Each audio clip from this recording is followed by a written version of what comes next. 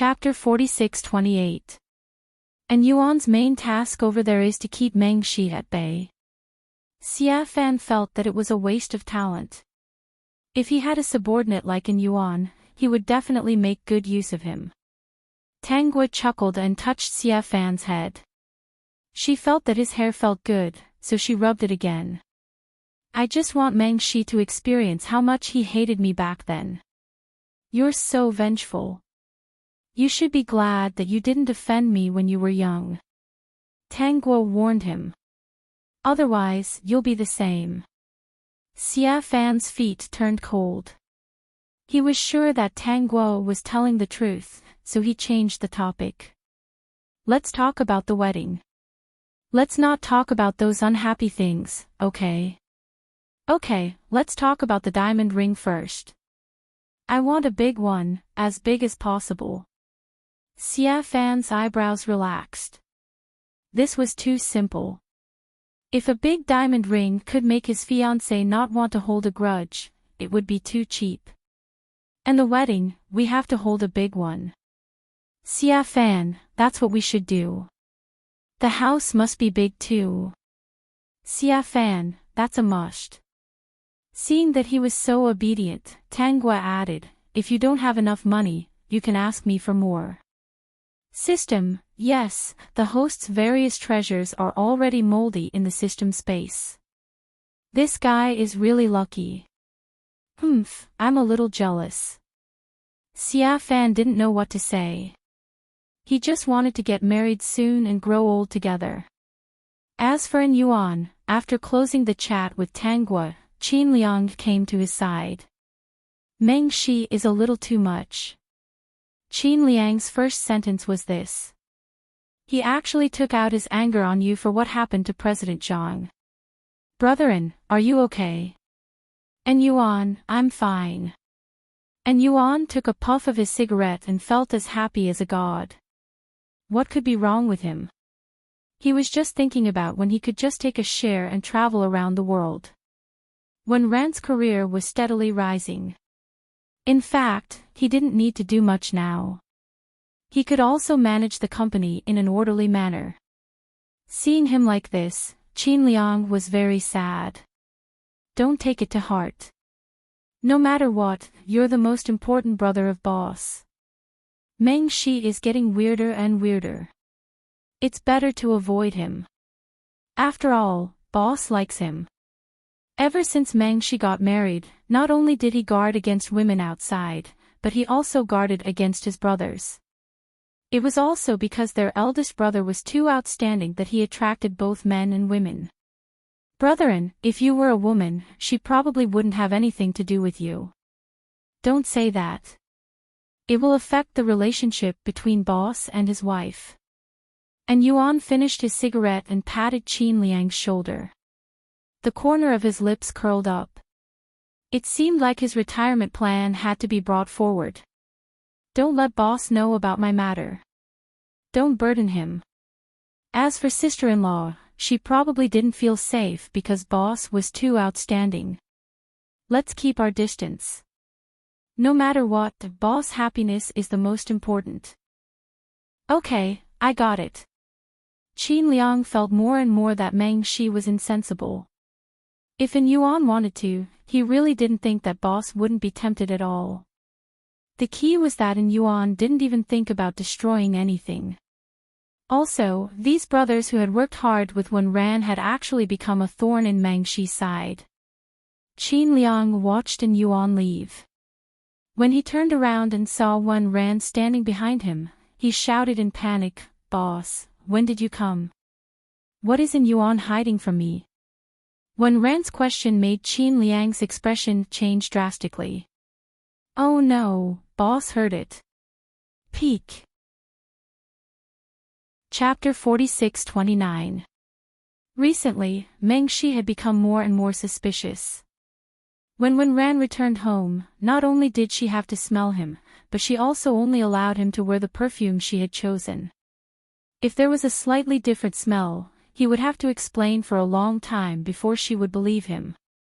When he gathered with his brothers in the company, Meng Shi wanted to go with him every time. When it was time, he would clamor to go home. He also always told him that he had to be wary of others.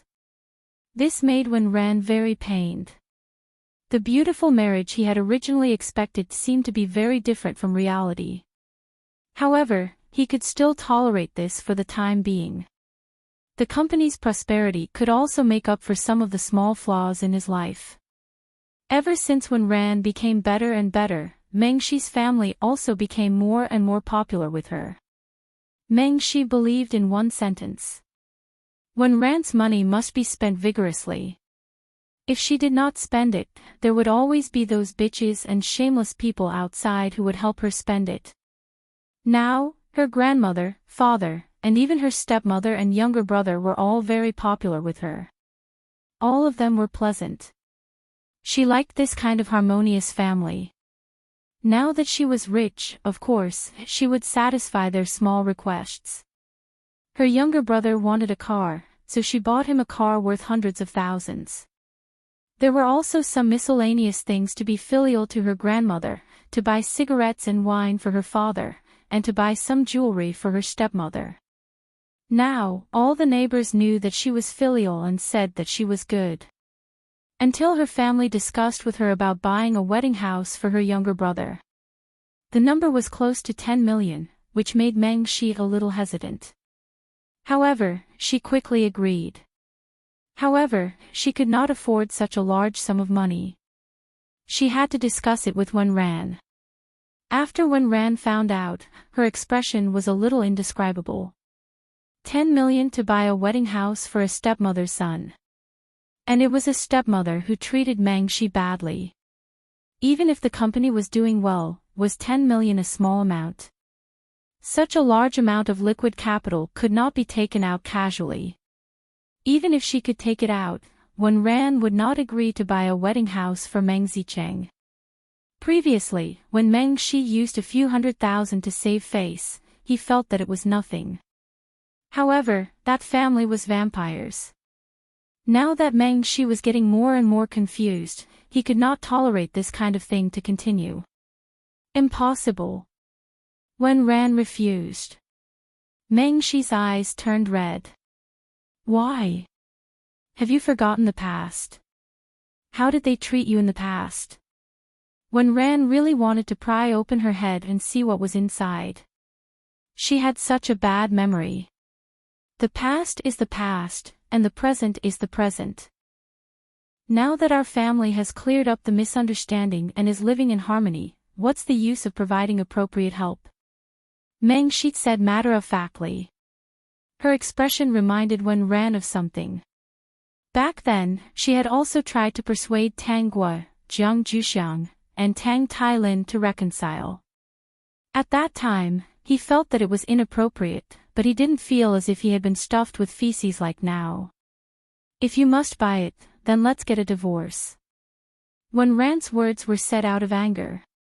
She wanted Mengxi to value their relationship and not break it because of those irrelevant people.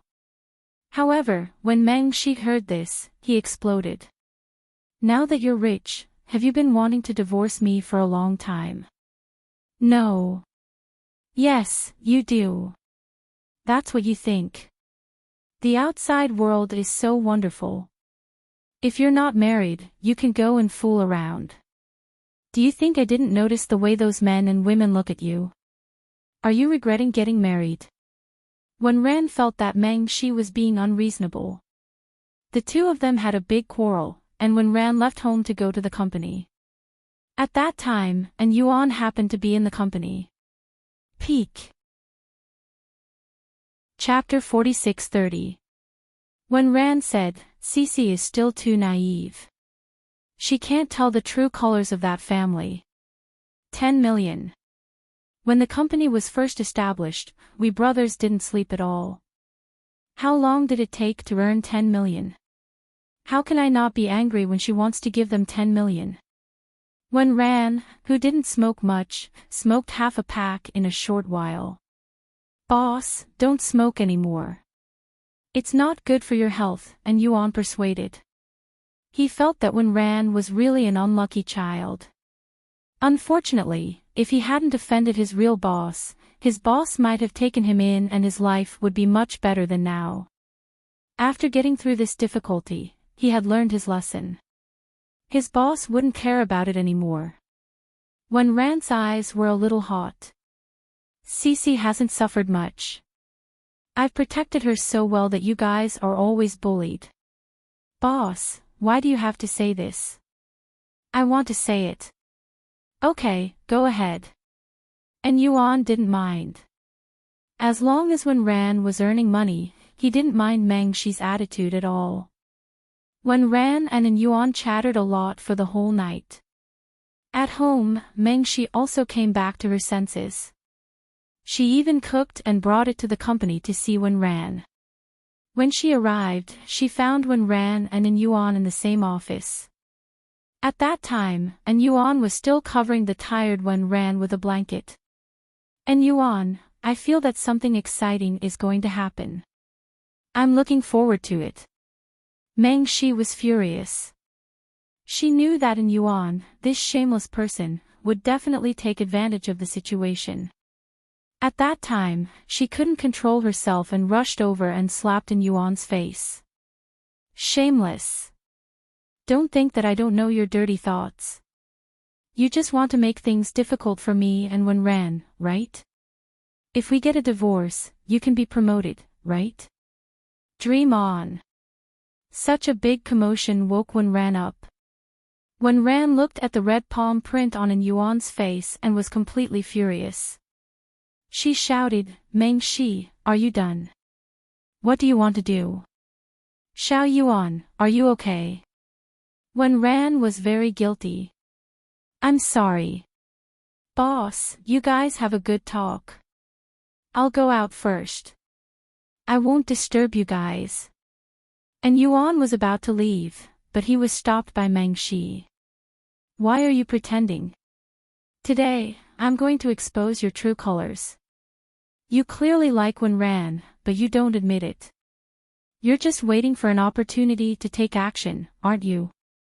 You were hoping that our relationship wouldn't be good. Now that you heard that we were quarreling, you rushed to the company overnight to send warmth.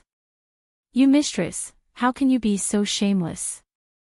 You're a disgusting homosexual. The angry Meng Shi finally said, Wen Ran, if you come into contact with him, I'm afraid that his illness will spread to you. Yuan, very impressive. But he couldn't appear to be excited. He had to be sad and not say anything. Boss, I'm leaving first. Wen Ran finally couldn't hold back and wanted to slap Meng Shi, but Yuan stopped him. He couldn't hit Meng Shi. If Meng Shi cried and Wen Ran hit Meng Shi, he would feel guilty. You're not allowed to leave. If you want to leave, then don't ever come back. Wen Ran is my man. He's a married man. You better not have any strange thoughts. As long as I'm here, you won't succeed, Meng Shi said fearlessly. He even said to Wen Ran, hit him. If you have the ability, hit him. Is that enough? Wen Ran's face was livid. If it's enough, then go back. What are you doing here? Meng Shi, you're really too much. Half of this company belongs to Xiao Yuan. You don't have the right to make him leave. If anyone has to leave, it should be you. Besides, he didn't come to the company to see me. He came to work overtime to come up with a plan. Don't think of others as so dirty. In fact, Wen Ran had long known that Yuan was special to him. He had asked Qin Liang about it last time. However, Yuan usually didn't do anything out of line. All of this was just Meng Shi's imagination.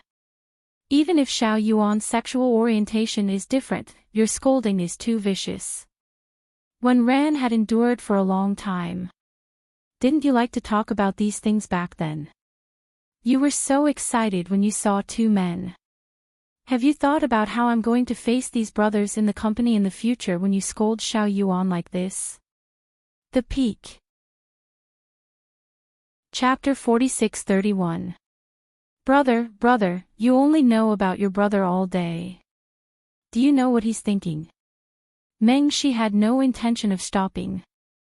She pointed at Yuan fiercely. He has dirty thoughts. Don't you feel disgusted by a brother who covets you at all times? Boss, I'll go back first. And Yuan felt that things had gone out of control. His mission was almost complete. Meng Shi wanted to say something, but when Ran stopped her. He grabbed Meng Shi tightly and said in a low voice, "Apologize to Xiao Yuan." Impossible. Meng Shi sneered. He has bad intentions. Why should I apologize to someone who wants to be a mistress? Boss, forget it. And Yuan really left this time. He didn't want to continue entangling with Meng Shi. A slap was enough to make Wen Ran angry. Wen Ran was a little helpless. Xiao Yuan, you go first. At this time, it was impossible to expect an apology from Meng Shi. After Yuan left, Meng Shi calmed down, but she didn't feel that she had done anything wrong. Wen Ran let go of her and sat back in his seat. What do you want? I'm just protecting my marriage. Meng Shi pursed her lips. I've long known about Yuan's thoughts. If you don't want a divorce, let him leave the company. I'll watch. Then let's get a divorce. Meng Shi was stunned. She didn't expect Wen Ran to be so decisive. Sure enough, you also have that kind of feelings for Yuan, don't you? I knew it. There's definitely something between you two. You're disgusting. Wen Ran didn't want to explain. He was too tired. In the past few years after marriage, he was really tired. He liked Meng Shi, but they only liked each other. The so-called Meng Shi accompanied him through thick and thin, but that was not the case. Ever since Meng Shi was with him, he had never let her suffer. Even during the most difficult times, he had never mistreated Meng Shi. Instead, he had let Yuan down. No matter what Yuan thought of him, the other party had no intention of revealing it. If he hadn't accidentally bumped into it and asked Qin Liang, he wouldn't have known about it. It could only be said that Yuan hid it too well. After being humiliated by Meng Shi time and time again, he couldn't stand it anymore and felt very sorry for Yuan. Thinking about it carefully, the person who had really accompanied him through thick and thin was actually Yuan. Since he was ignorant and incompetent, Yuan had been by his side. Yuan fought with him until his head bled. She repeated a year with him and got scolded. Later, something happened to his family. Yuan followed him to study entrepreneurship and gave up his bright future to help him. Actually, at that time, with Yuan's excellence, there were better choices. At the beginning of his business, Yuan had put all his eggs in one basket and used all his money to start his business. Every day, he only slept for 3 hours.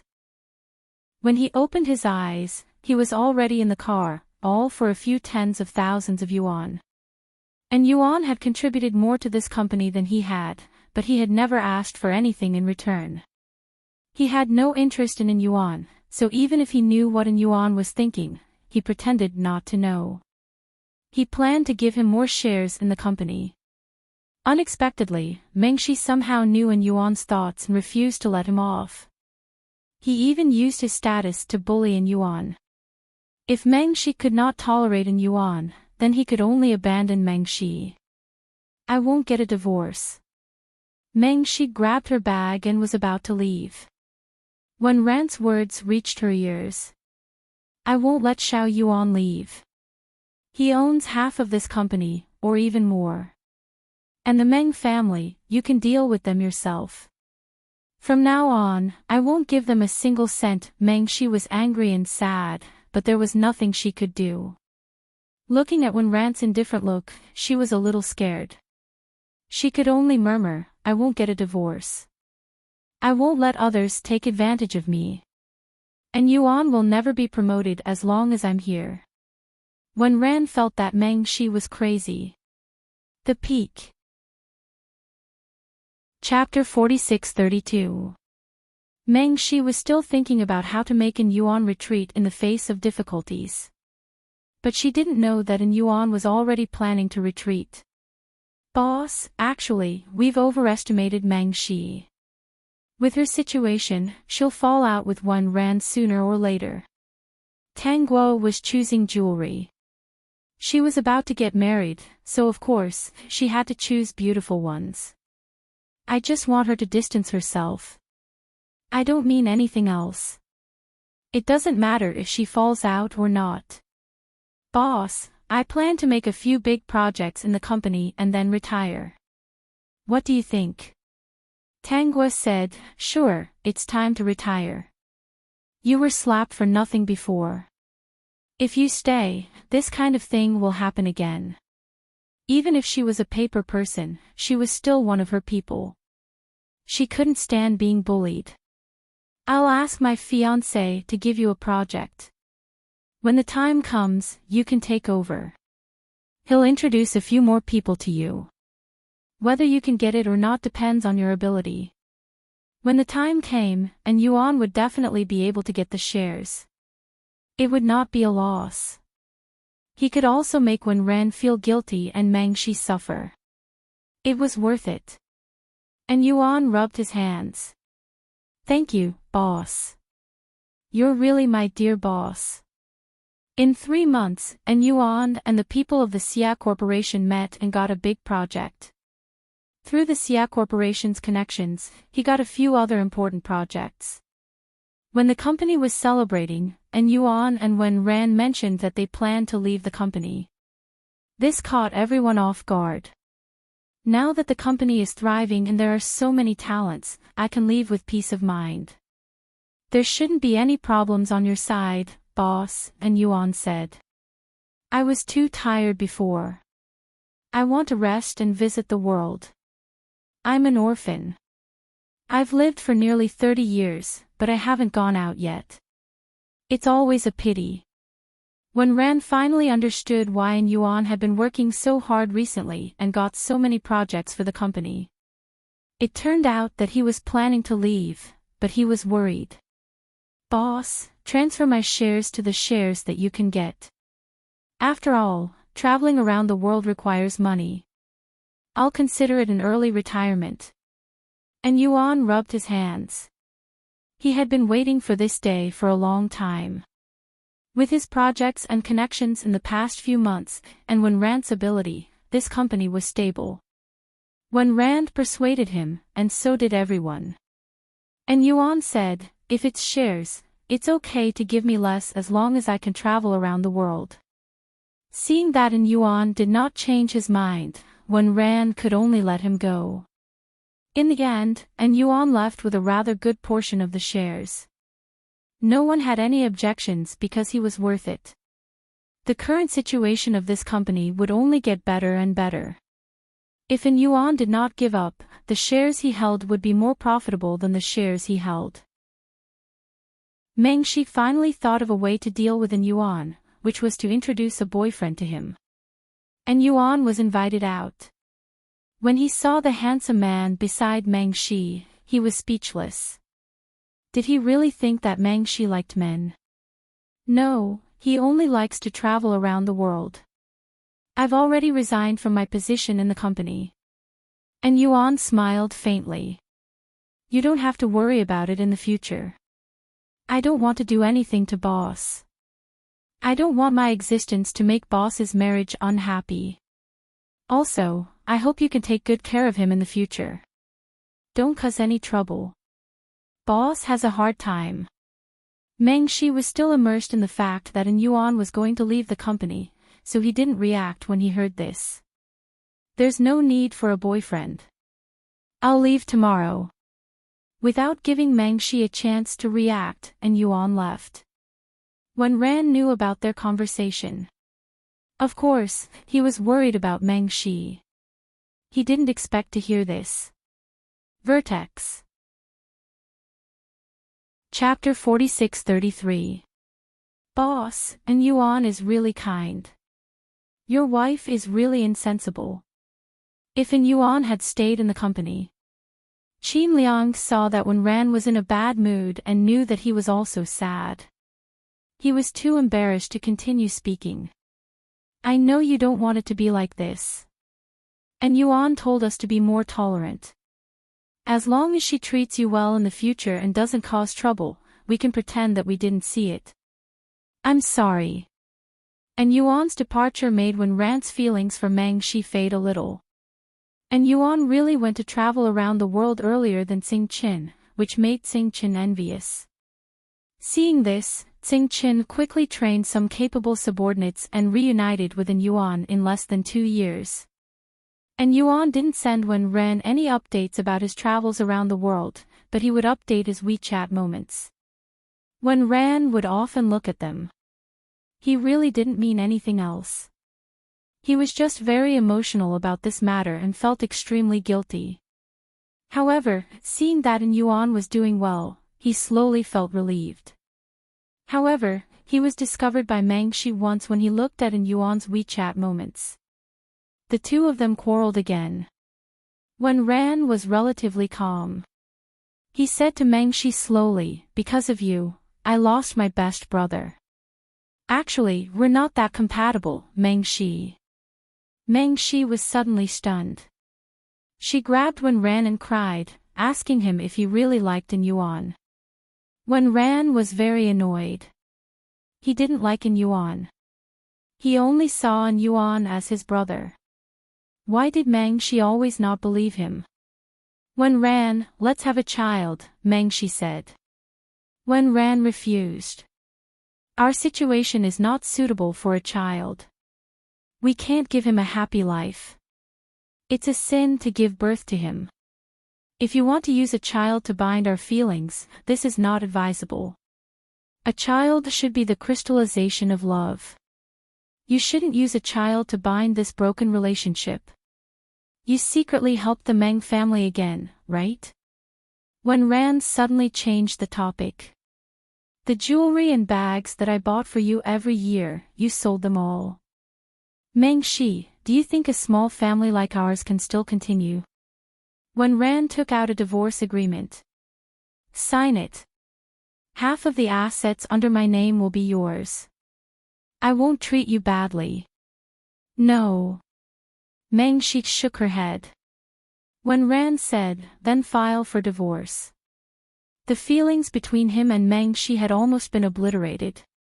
After so many years, he suddenly understood that Meng Shi valued herself the most, not him. She was the only one who believed it, not him. As long as she believed it, it was right. If this continued, he was afraid that he would lose the rest of his brothers. He really felt ashamed to face this group of people who had followed him to build his empire. Regardless of whether Meng Shi agreed or not, Wen Ran had already made up his mind. 2 years later, the marriage finally ended. Meng Shi left with half of his assets. Wen Ran became single again and reunited with his former brothers. He even informed Yuan. The group of people gathered together, and it was as if they had all been relieved at the beginning. When Meng Shi moved into the empty house with the property, the Meng family knew about it and moved in one after another. The Meng family squandered more than half of the money in her hands in a few years. When Meng Shi came back to her senses, she was faced with the Meng family's accusations again. She cried and quarreled with the Meng family, asking them to move out. However, the Meng family was shameless and insisted on pestering her. They even wanted to introduce some ugly people to her. Without Wen Ran's help, Meng Shi couldn't get rid of the Meng family. On this day, Meng Shi was watching TV and happened to see a few familiar faces. She took a closer look and saw that the 3 familiar faces were Tanggua, Xia Fan, and Wen Ran. Tanggua and Xia Fan sat together, holding hands and looking very loving. Wen Ran was still the elegant man, but he was more mature. When the host asked him if he had any plans to find a spouse, he said, "I'm pursuing her, but I don't know if she's willing. After all, it's my second marriage and I'm not worthy of such a good girl." The host said, "It seems that today's interview is full of dog food. I thought that President Xia and Mrs. Xia would feed the two single dogs today, but it turns out that I'm the only single dog. Okay, back to the topic. As far as I know, President Xia and President Wen will have a big cooperation this time. I wonder if you can reveal a little. Meng Shi's mind was only filled with Wen Ran's words. He was pursuing a girl and was afraid that he wasn't worthy. Wen Ran is not within Yuan. Meng Shi broke down and shouted. Half a year later, Meng Shi was unwilling to leave the house after watching Wen Ran's wedding of the century. She was in a trance. The Meng family wanted to get the house under her name and sent her to a mental hospital on the grounds that she was mentally ill. When Tang Guo heard the news, she only grunted and her expression was very indifferent. In this life, Tang Guo was a salted fish, but she always appeared on many important occasions. She was the most important person among the three famous entrepreneurs. She was Xia Fan's wife, Yang Yushuan's daughter, and Yang Ji's sister. Later, the three of them published their autobiographies. In their autobiographies, they realized that this salted fish was not a salted fish at all, but an expert hiding behind others. She was smart and wise. She had silently helped the three of them through some difficulties and crises countless times. Many of the major changes in the situation were her handiwork, which made the people who came after her take a big bite of the melon. The Peak. Chapter 46-34. Margaret, I'm looking forward to it. Shengwan Yungu, Senior Margaret, I think. Margaret, go away. If you don't know how to speak, cut off your tongue. Shengwan Yungu, actually, I have an idea. Whether or not Uncle Master will go to Senior Margaret's world, we just need to compare the flow of time to our world. From Empress Dowager Chen's experience, we can conclude that if Uncle Master goes to that world, when he goes to the next world, the flow of time there will be faster. Senior Margaret, do you want to compare? Margaret, I don't think there's a need. Mo Yuntian, Yungu, you can't wake up a person who's always pretending to be asleep. You'd better hurry up and think of a way to get out of that weird, women-only mystic realm. Shengwan Yungu, Master, I'm trying. Gua are you satisfied now? That kid's talent is not bad. Since you like him, then let's get engaged for now. No matter what, you're still my daughter. I can't really hold a Tao companion ceremony with a mere mystic immortal immediately. Your father and I aren't afraid of being laughed at by the immortal world. But the immortal world prioritizes strength. If he doesn't have the corresponding cultivation level to match, it won't be a good thing for him to become Tao companions with you now. So, when he becomes an immortal lord, I'll personally prepare a Tao companion ceremony for you too. Tang Guo listened to all this in a daze. Her mood wasn't too good. She got engaged as soon as she arrived. Fortunately, she wasn't married yet. Then, if they got married in the future, it wouldn't be considered a second marriage, right? The voice just now was very gentle. She could even hear some kindness in it. So, she should have a pair of good parents in this world. Your father is doing this for your own good. Don't be unhappy. There are too many variables in the immortal world. This isn't just a test for him, it's also a test for you. If Gua doesn't like him one day, or if he does something bad, there's still room for redemption. You're still young and don't know how sinister people can be. This was a very gentle female voice. It should be her body's mother. Hearing these two's words, because it was just an engagement, the original owner didn't seem too satisfied. Tang Guo hurriedly glanced at the two of them and saw their expectant look.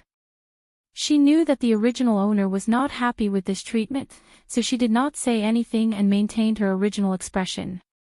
Tang Wanqing sighed. With our family Tang's resources, that day won't be long.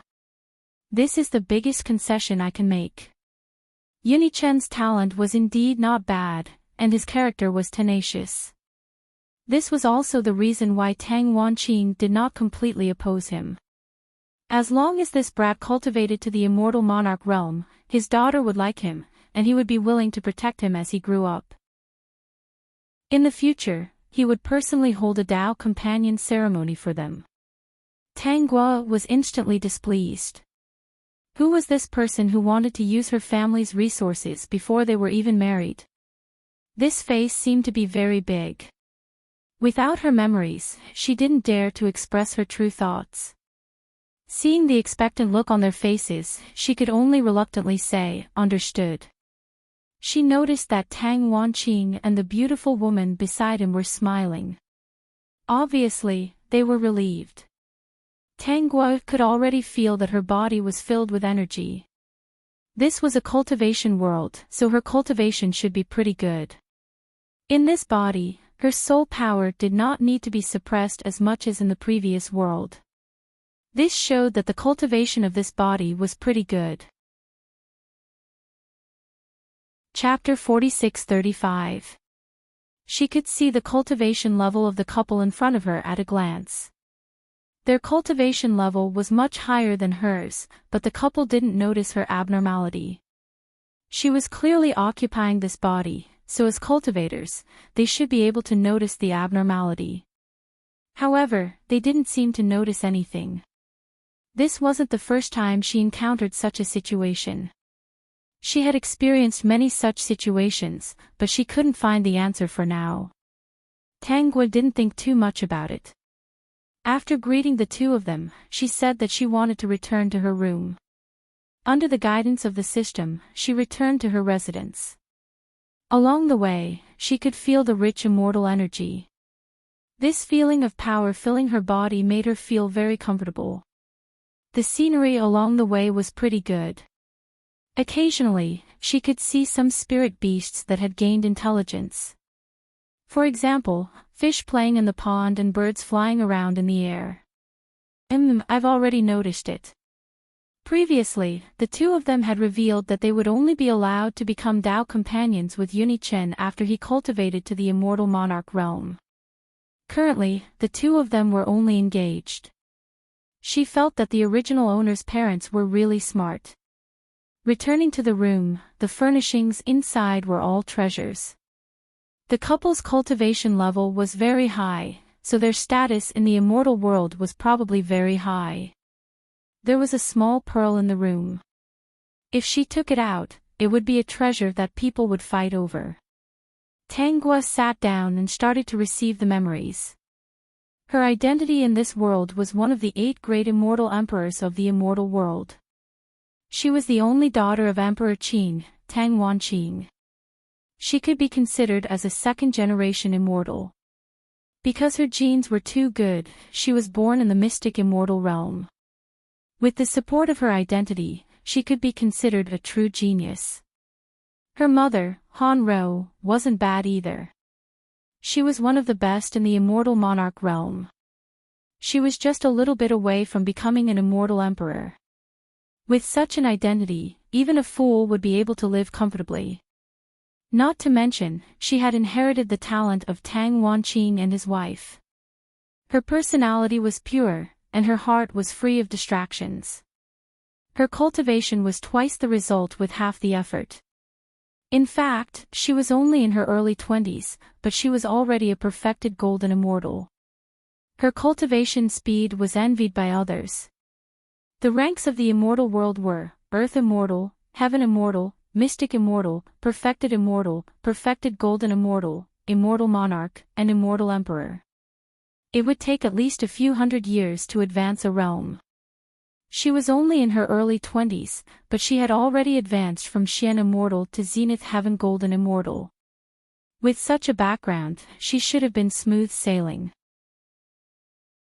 Unfortunately, one time she went out, she met the person who was destined to bring her disaster, Chen. Chen had ascended from the lower realm. His appearance was handsome, and his mannerisms were no worse than the second generation of immortals in the immortal world. As soon as he appeared, he attracted the attention of the original owner. Yuni Chen had a proud personality and was not the kind of person who liked to back down. After ascending to the celestial world, he had caused trouble.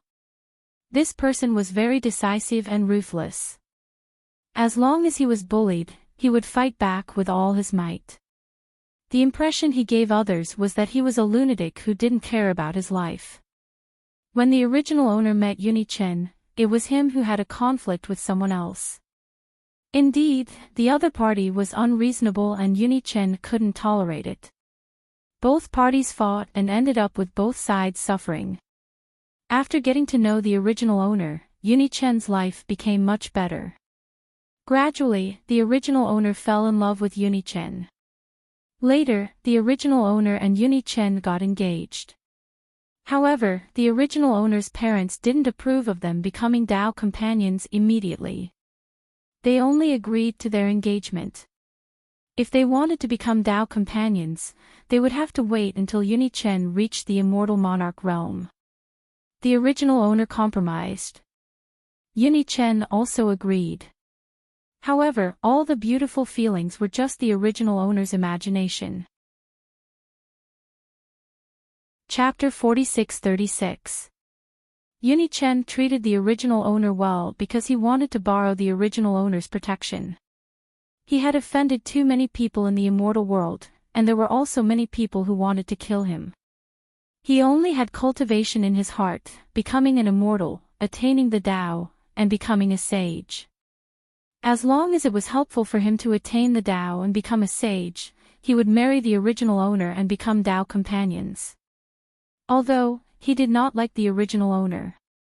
As long as the original owner did not affect his Tao, he did not mind treating the original owner well to obtain the family's resources for cultivation. Whether it was the original owner's family or the people of the immortal world, no one knew that Yuni Chen had a special experience. He was born in the lower realm, and was not a proud son of heaven.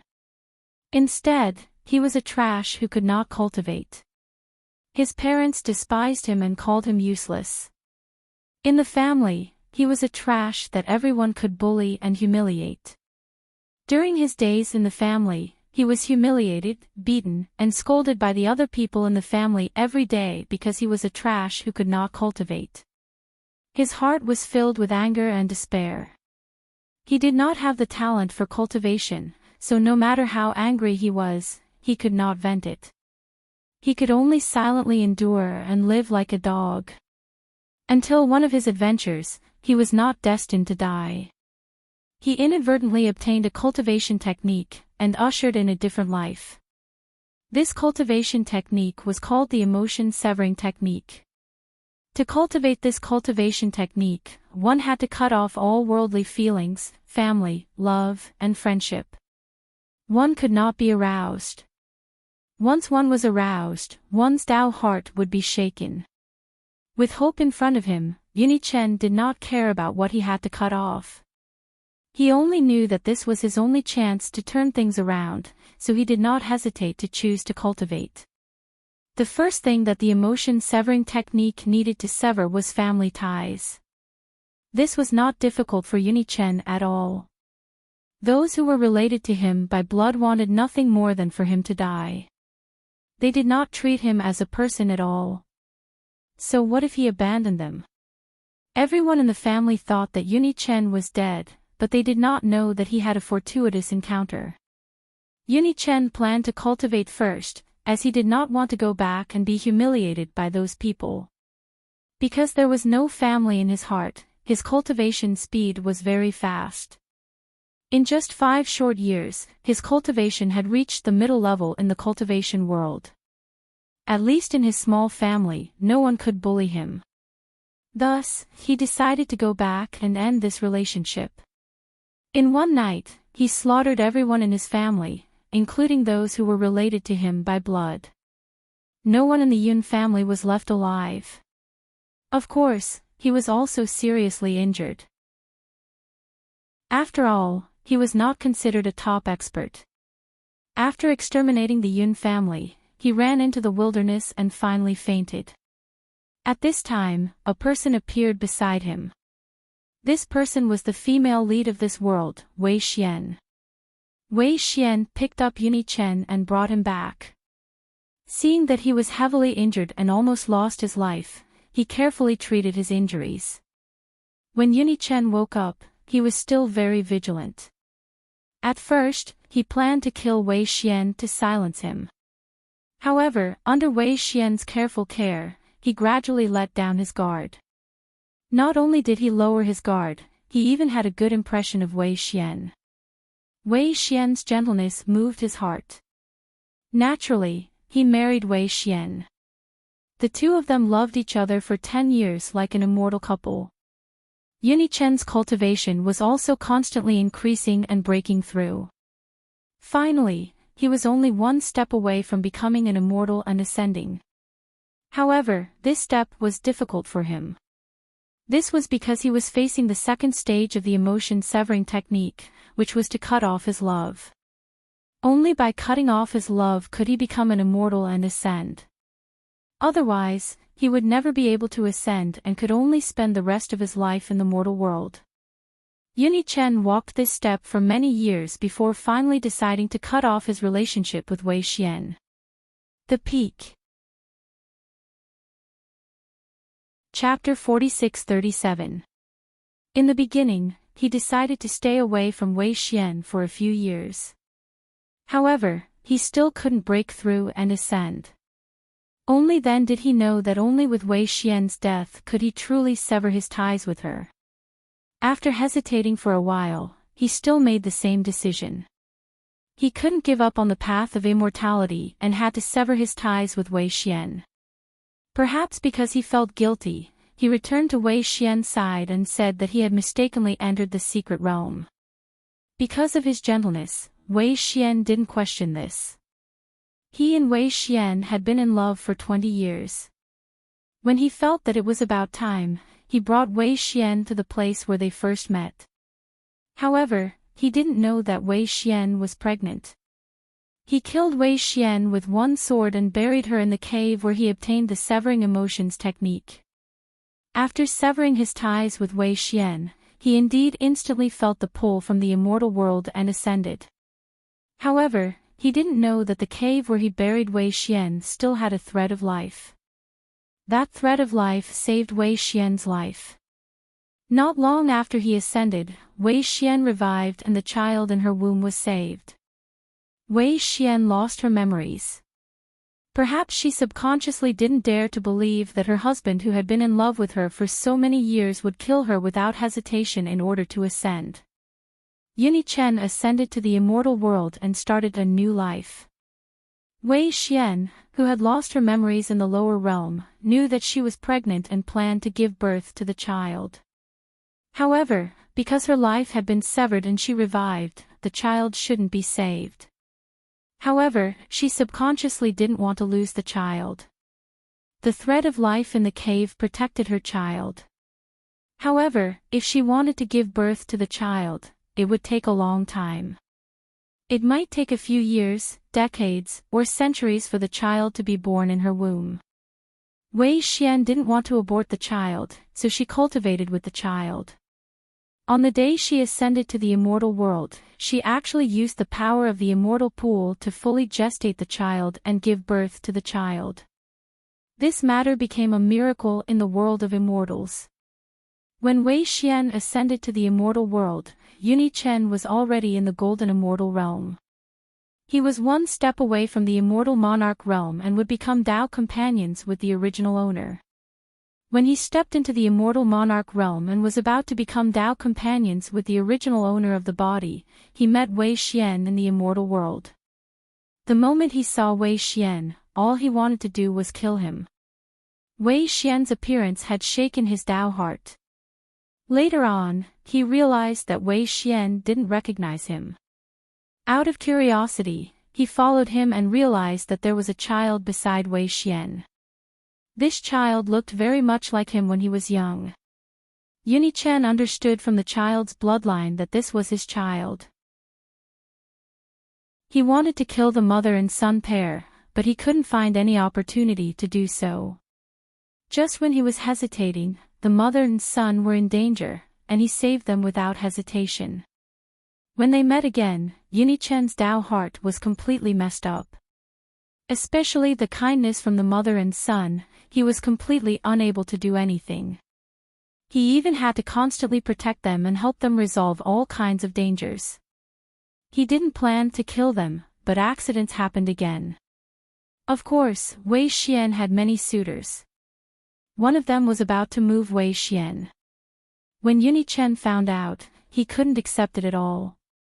Hence, he decided to kill that suitor. The other party didn't die, but was seriously injured. When Wei Xian found out, she naturally felt that he was unreasonable and wanted to chase him away. Yunichen seemed to have gone crazy. As long as someone appeared beside Wei Xian, he would beat that person up. Peak. Chapter 46-38. Wei Xian couldn't take it at all. Why did he have to pester her time and time again when he had a fiancée? Couldn't he just let her go? In a moment of desperation, Yunichen said that he was the father of Wei Xian's child. This was incredible. Wei Xian's memory actually recovered. This time, Yunichen couldn't see the gentle Wei Xian anymore. Instead, he saw a pair of eyes filled with hatred. Yunichen didn't like this gaze. In his impression, Wei Xian wasn't like this. He knew that he should kill Wei Xian, but he couldn't do it now. Of course, Wei Xian couldn't accept Yunichen, the person who killed her with his own hands. However, she couldn't beat Yunichen, so she could only tell Yunichen that their relationship was broken and they couldn't go back to the past. He should pursue his immortal path instead of pestering her. Yunichen had caused such a huge commotion, so the original owner naturally knew about it. However, she didn't know that Wei Xian and Yunichen were once husband and wife. That child was Yunichen's. She only thought that Yunichen liked a woman with a child. She went to see Wei Xian. Wei Xian expressed that she didn't have any thoughts about Yunichen. She even said that she wanted to get rid of Yunichen. Yunichen kept pestering her, which made her very vexed. The original owner saw that Wei Xian really didn't want to pester Yunichen, so she wanted to help Wei Xian escape from Yunichen's sight. She was the daughter of Emperor Qing, so she could still do this. Under her operation, she really sent Wei Xian far away. Yunichen couldn't find her. When Wei Xian disappeared, Yunichen was naturally anxious. He investigated the original owner and asked her to hand over Wei Xian, thinking that she was going to harm Wei Xian. The original owner wasn't afraid of anything. She didn't know that Yunichen was a lunatic. Yunichen saw that he couldn't get anything out of her, so he directly beat up the original owner of the body and searched her soul. He felt that she was a hindrance, so he crippled her cultivation and went to find Wei Xian. Anyone who cultivated would know that after a person's soul was searched, they would become mentally retarded, almost crippled. His cultivation had also been crippled by Yunichen. From this, it was clear that there was no way for him to recover. He only had 100 years left to live.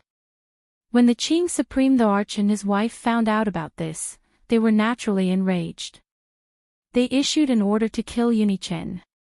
Yunichen had indeed fled in an extremely sorry state. In the end, he still managed to escape to Wei Xian's side.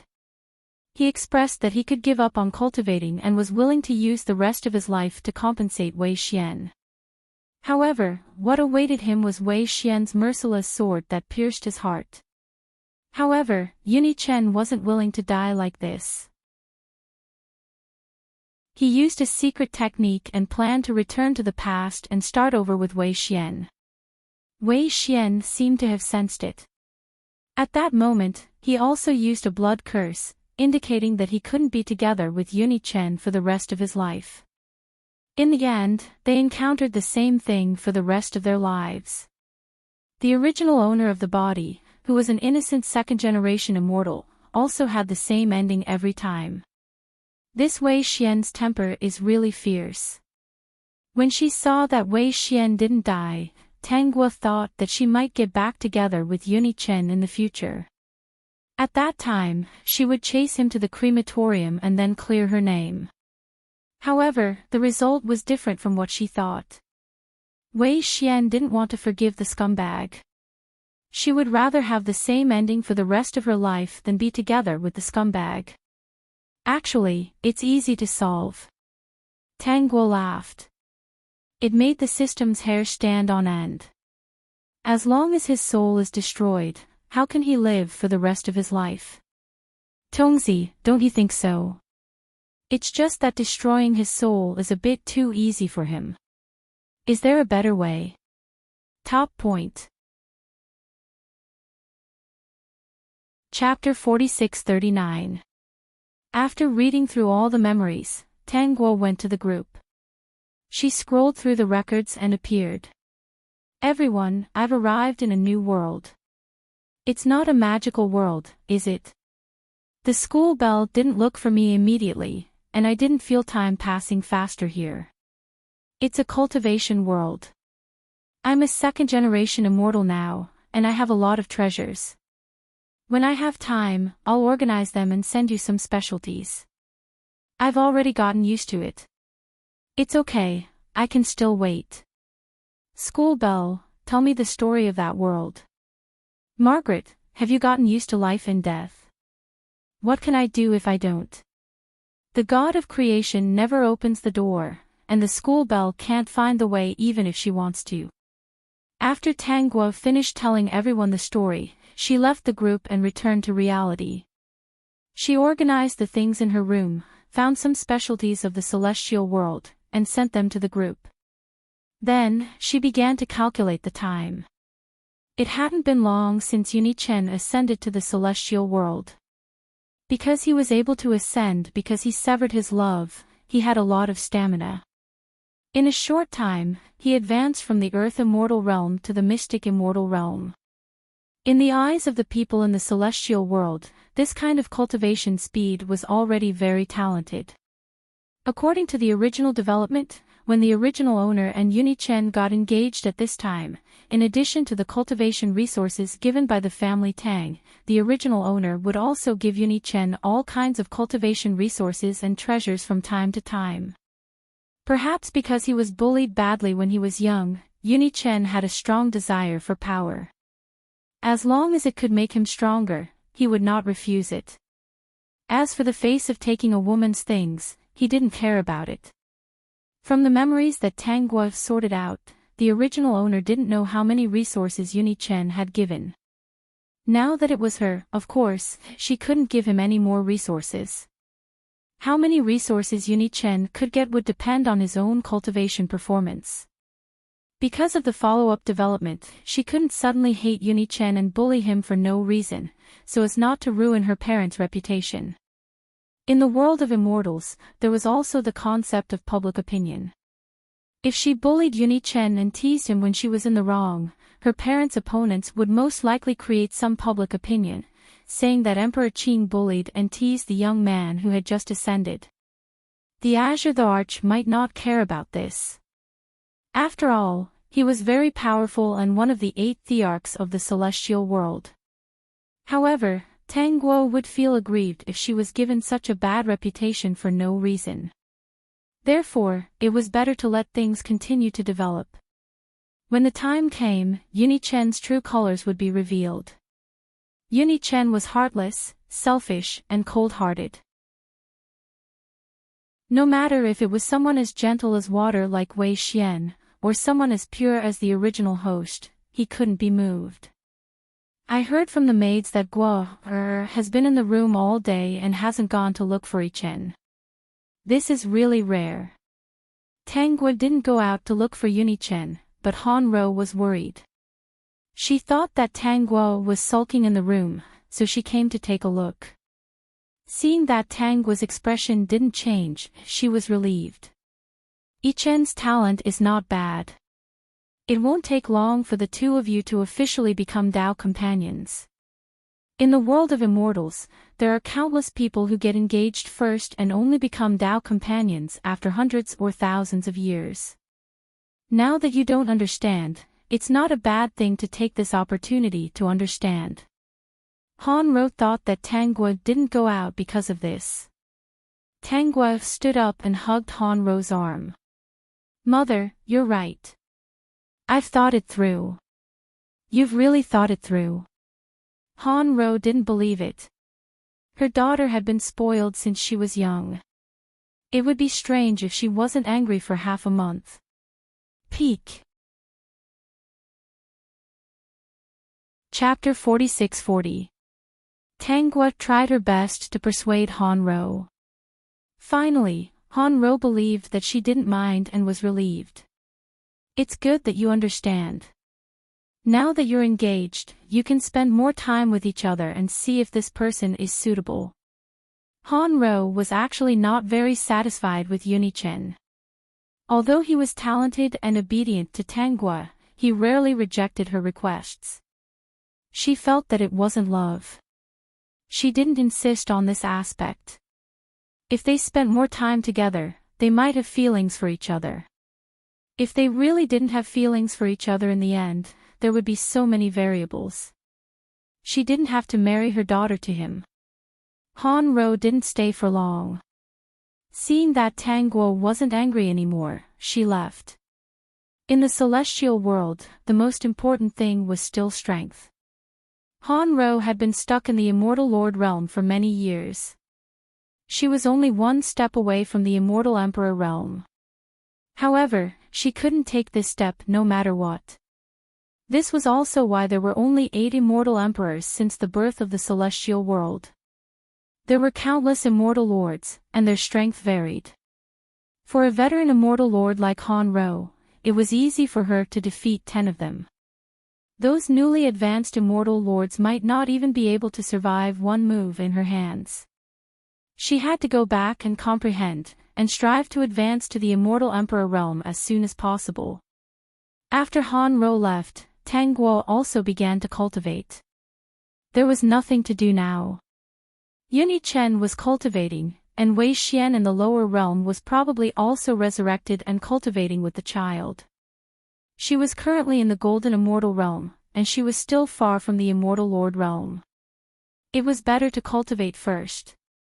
Tang-gwa first cultivated casually for 2 days. Then, she told the maid that she had some enlightenment and planned to go into seclusion. After Tang Wanqing heard about this, he was a little surprised. Seclusion. That's rare. It seems that she really had an epiphany. That's good. She doesn't have to spend all her time on Uni-chen. I feel that Uni-chen is a little cold to Gwa. Han-ro's face was full of worry. Brother Qing, this matter still needs to be discussed. Do you think I can't see it? Otherwise, why would I only let them get engaged? Uni-chen is talented, but he doesn't care that much about Gwa. Only Gwa likes him wholeheartedly. That's why I didn't object too much and used the engagement to appease her. Even if Uni-chen was talented, it would still take him many years to reach the Immortal Monarch realm. After so many years, it was enough for Gwa to see what kind of person he was. Gwa is my daughter. If you don't want to become Dao companions with him in the future, you can just break off the marriage. Tang Wanqing said domineeringly. From the beginning, he didn't have much hope for Uni-chen. He just didn't want to have a conflict with his daughter. At that time, that girl's mind would be muddled and she would run away with Uni-chen. His intestines would turn green. He might as well admit it on the surface and appease her. Hundreds of years, thousands of years, there were many variables in between. In the future, his daughter might not like Uni-chen anymore. Tang Wanqing and Han-ro's plan was indeed good. However, they never expected that Uni-chen was a heartless person who would directly hurt their daughter in the future. Xiaogua is in seclusion. Uni-chen was stunned when he heard the news. Ever since he met Tang-gwa, she would hang around him every day. Of course, when he was cultivating seriously, she wouldn't disturb him when he was in seclusion. However, she would always prepare some food and wait outside for him to come out. Sometimes, she would wait for many days. He was a little used to seeing her waiting outside every time he came out. There were many reasons why he was willing to interact with Tangwa. Peak. Chapter 46-41. Firstly, she was the Lotus Thearka's daughter. Secondly, he had confirmed that he would not develop any feelings for her. To be able to obtain the Lotus Thearka's protection and the corresponding resources to cultivate without wavering his Dao heart, this was a win-win deal for Yunichen. As for Wei Xian, ever since he killed him, he had deliberately forgotten this memory. His Dao heart was very firm. There was nothing more important than cultivating and becoming stronger. Miss said that she has some enlightenment recently and needs to cultivate in seclusion. Yunichen understood. This was related to cultivation, and no one would not take it seriously. Got it. Since Tangwa did not come to disturb him, he could also have some peace and not have to deal with her. After taking the resources, Yunichen continued to cultivate. He planned to go out and train after a period of time. It would be beneficial for improving his cultivation level. Tangguo went into seclusion for 20 years. She was a second-generation immortal and had the best genes. She also had her own experiences and the best insights. Therefore, after 20 years of seclusion, Tangguo had already advanced to the Immortal Lord realm. There were no heaven and earth anomalies when she advanced to the Immortal Lord realm. There should be some movement, but the seclusion room she was in was built by the Lotus Thearch with a heavenly spiritual treasure. No matter what happened inside, unless the seclusion room was destroyed, no one outside would be able to sense the movement inside. Actually, Tangguo could still continue to cultivate. To her, there was no bottleneck at all. If she cultivated to the Immortal Lord realm in one go, she felt that she might be surrounded and attract attention. Moreover, she did not plan to advance to the Immortal Lord realm at home. There were too many heaven and earth anomalies when one advanced to the Immortal Lord realm. At that time, not only would the people of the immortal world know, but Yunichen would also know. At that time, Yunichen would be angry and would not do anything to her. If he could not do anything to her, then she could not find an excuse to deal with him openly. Secretly killing Yunichen would be too easy for him. It would not be enough to vent her anger. The matter of Tangguo advancing to the Immortal Lord realm could not be hidden from Tang Wanqing. Tang Wanqing was at the Immortal Lord realm. When Tangguo appeared in front of him, he instantly felt that something was wrong. He stood up and walked in front of Tangguo with a face full of surprise. Guo, you advanced. Immortal Lord realm. Tang Wanqing naturally felt that Tangguo was now in Immortal Lord realm, but he was a little incredulous. Was still far away. Tangguo replied, "That's right, father. Last time, I had some enlightenment. I didn't expect that I would accidentally become an Immortal Lord. Guo, Immortal Lord realm. If the people outside knew about this, they would probably die of anger. Your mother also had some enlightenment. She has been in seclusion for more than 10 years. It was very normal for an Immortal Lord to go into seclusion to comprehend. From an Immortal Lord realm to an Immortal Lord realm, one could not just casually comprehend and advance." Tang Wanqing suddenly thought of something. "You didn't go to see Yunichen, right?" His daughter was not so interested in Yunichen, but Tang Wanqing was actually happy. He did not feel that there was anything wrong with his daughter liking anyone, but he did not agree. He was wholeheartedly focused on that person. "Father, how do you know? Advancing is such a big matter. Of course, I have to share it with father and mother first. I will look for Brother Ichen later." Chapter 46-42. I'm afraid you won't be able to find him. Ichen went out to train. Tang Wanqing didn't want to say it, but it was useless. His daughter would know soon. Tang Gua knew, but she still pretended to be surprised. Father, when did Brother Ichen go out to train? I was planning to go with him. Why didn't he wait for me? You were in seclusion, so he couldn't disturb you. It's a good thing to go out to train when you've reached a bottleneck. Don't worry, I've arranged 2 people for him. They're both Zenith Heaven Golden Immortals. There won't be any danger. Oh, that's good. Tang Guo was actually not very happy. How could he be so kind as to arrange 2 bodyguards for her?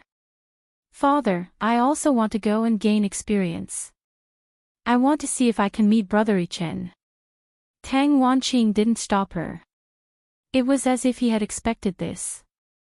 He was about to say that he would arrange 2 bodyguards for Tang Guo when he suddenly remembered that she was already a Monarch Heaven Golden Immortal.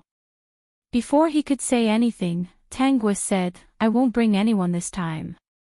With my current strength, I won't be able to escape from you 8 great immortal emperors. It's still easy for me to escape from other monarchs. Tang Wanqing thought the same. However, he still picked out many life-saving treasures from the warehouse and stuffed them into Tang Guo's hands. He insisted that she refine these things before she could leave. Tang Guo didn't refuse. She was very willing to accept the kindness of her father. The reason why Yunichen could injure the original owner was that she wasn't prepared. She didn't believe that Yunichen would hurt her. Not only did she not have time to fight back, but she also didn't use the treasures on her. At that time, they were both Monarch Heaven Golden Immortals. If they really fought, the original owner's treasures would have killed him. Not to mention, the original owner wasn't weak. It was just that she couldn't escape from love. After Tang Guo refined all the treasures, Tang Wanqing finally let her go. As for the fact that Tang Guo had already advanced to the Immortal Monarch realm, Tang Wanqing didn't announce it. He also told Tang Guo not to announce it casually. Tang Guo also had the same intention. Under Tang Wanqing's reluctant gaze, she went out to train by herself. Tang Wanqing still wanted her to bring him along, but she found it troublesome and didn't want to. It was mainly because she had brought someone along, so it was not convenient for her to do things. This time, she wasn't really going out to train. She was going to see Wei Xian. In this world, it was possible for the immortal realm to descend to the mortal realm. However, it was more difficult to open a space. Generally, no one would do such a thankless task. Tang Guo wanted to see Wei Xian mainly because she wanted him to cultivate faster and come to the immortal world earlier to get rid of that trash, Yunichen. Tang Guo found a relatively desolate place. The immortal qi in this place was thin, and immortals did not like to wander around here. Then, she began to set up a formation. She had countless treasures in her possession, so it would not be a problem for her to use them to support the passageway to the lower realm. The 2nd generation of immortals is not bad. Just setting up the array took Tang Guo half a month. The moment the array was activated, she felt a suction force from the tunnel. She first put on a magic treasure and then covered herself with a layer of immortal energy before jumping into the passageway. Indeed, there was a strong pressure in the space. Even though she had the body of an immortal, she could feel that the power was constantly trying to tear her body apart. She was well prepared, so nothing happened. However, after exiting the tunnel, she was covered in dust. She didn't look like an immortal descending to the mortal realm. Peak. Chapter 46-43. As for the floating immortal aura, there was none at all. It was already good enough that she didn't eat a mouthful of dust. The place where Tang Guo appeared was also very desolate. She used a cleaning spell to get rid of the dust on her body, and she became clean again. Her consciousness covered a radius of 50 kilometers, and she instantly appeared in front of a cultivator. That cultivator was so scared that his face turned pale, and he said while trembling, May I know? Senior, what can I do for you? Where did this almighty come from? How did she appear in front of him in the blink of an eye? Where is Spinning Top Mountain? The cultivator heaved a sigh of relief. So she was asking for directions. Wiping the cold sweat on his forehead, the cultivator hurriedly pointed the way for Tangua. He was afraid that she wouldn't understand, so he drew a map. Tangua took the map and instantly disappeared in front of the cultivator's eyes. The cultivator trembled and didn't know what to say. His legs were weak. Just as he was about to leave, he suddenly felt that something was wrong with his hand. He opened his palm and saw a ring lying on it. Sensing that the ring wasn't ordinary, he hurriedly hid it and ran quickly. Not long after, Tangua found the location of Spinning Top Mountain. The reason why she came here was because this was the cave where Wei Xian lived. At this time, she didn't know whether Wei Xian was in the cave or not, but he would come back eventually. She just had to wait here. Tangua found the location of the cave. Someone had set up a restriction, so this thing didn't exist in her eyes. She walked into the cave and subconsciously scanned the surroundings. With this scan, she realized that this cave was a bit unusual. On the surface, the cave looked very desolate, but she felt that there was a layer of restriction underground. It didn't seem like an ordinary restriction, but more like an immortal's method. She probed the restriction with her consciousness and instantly felt a little curious. She wanted to force open the restriction to see what was going on. This place could let Yunichen pick up a cultivation technique and also let the dead Wei Xian come back to life. It definitely wasn't that simple. Just as she was removing the restriction, she suddenly felt a force attacking from underground. She instantly raised her guard and blocked this attack. Fellow immortal, are you from the immortal world? Hearing the sound coming from underground, Tangua was silent for a moment. So there were people living here. Then Wei Xian's revival wouldn't be a simple matter. This person must have helped. How could it be so coincidental that he would come across a life force and revive? Fellow immortal, are you also from the immortal world?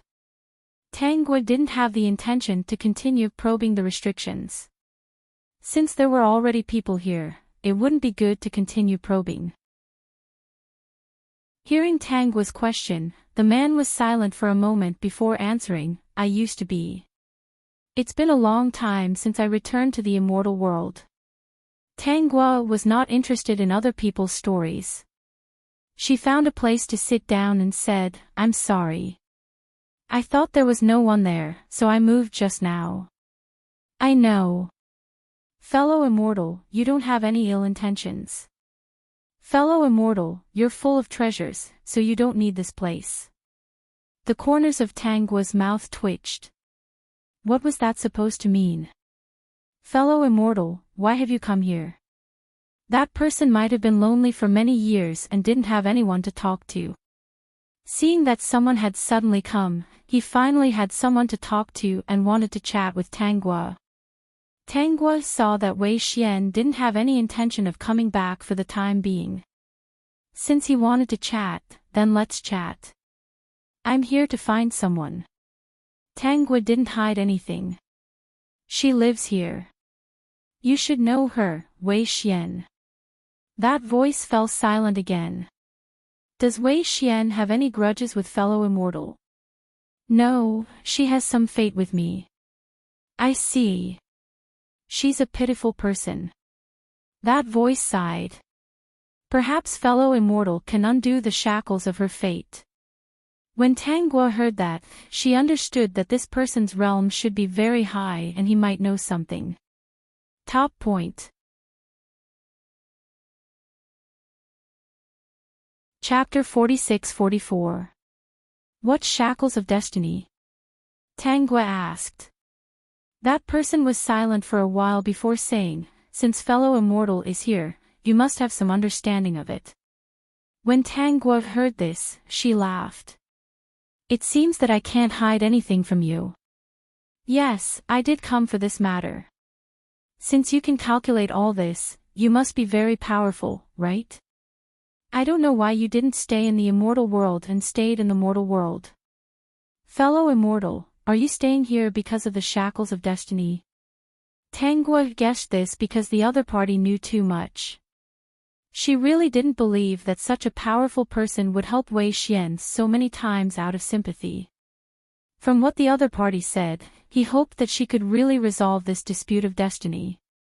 Fellow immortal, do you know someone called Yuni Chen? The voice asked. Tanguo didn't hide it. I do. What's your relationship with this person? There's no special relationship. We're considered neighbors.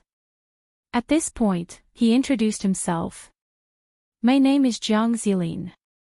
Tanguo tried to recall this name in her mind, but couldn't find anything related to this name for the time being.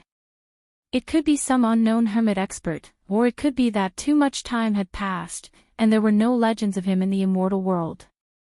Yuni Chen's encounter wasn't a coincidence. Jiang Zilin didn't let Tanguo wait for too long and continued, Yuni Chen's encounter should be due to a scheme. It's not easy to calculate the details, but this person's existence was indeed to scheme against me. Scheme against you? Tanguo was shocked.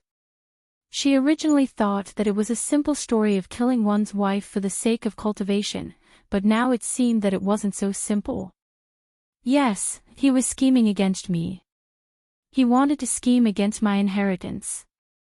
Jiang Zilin paused for a while and said 4 words that shocked Tanguo. The inheritance of becoming a sage. The inheritance of becoming a sage. As a second-generation immortal, Tanguo naturally knew what this meant. It meant that the person who obtained the inheritance of becoming a sage would have a greatly increased chance of becoming a sage. Desolate Book Rumid was said that many years ago, after the great calamity of heaven and earth, the sages had all fallen to protect this world. If it weren't for the sacrifice of those saints, this world would have long ceased to exist.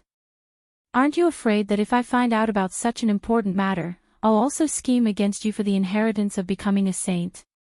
Is fellow immortal interested in this? I can give you one if you want. Tanguo's heart was very subtle. Are you joking? The inheritance of becoming a saint was not something that could be given away so easily. If those people who were scheming were to find out about this, they would be angered to death. I'm not joking.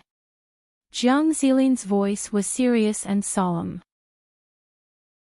If you need it, I can give it to you now. Tanguo refused. Not for the time being. Let's make things clear first. Fellow immortal, there's no need to be afraid.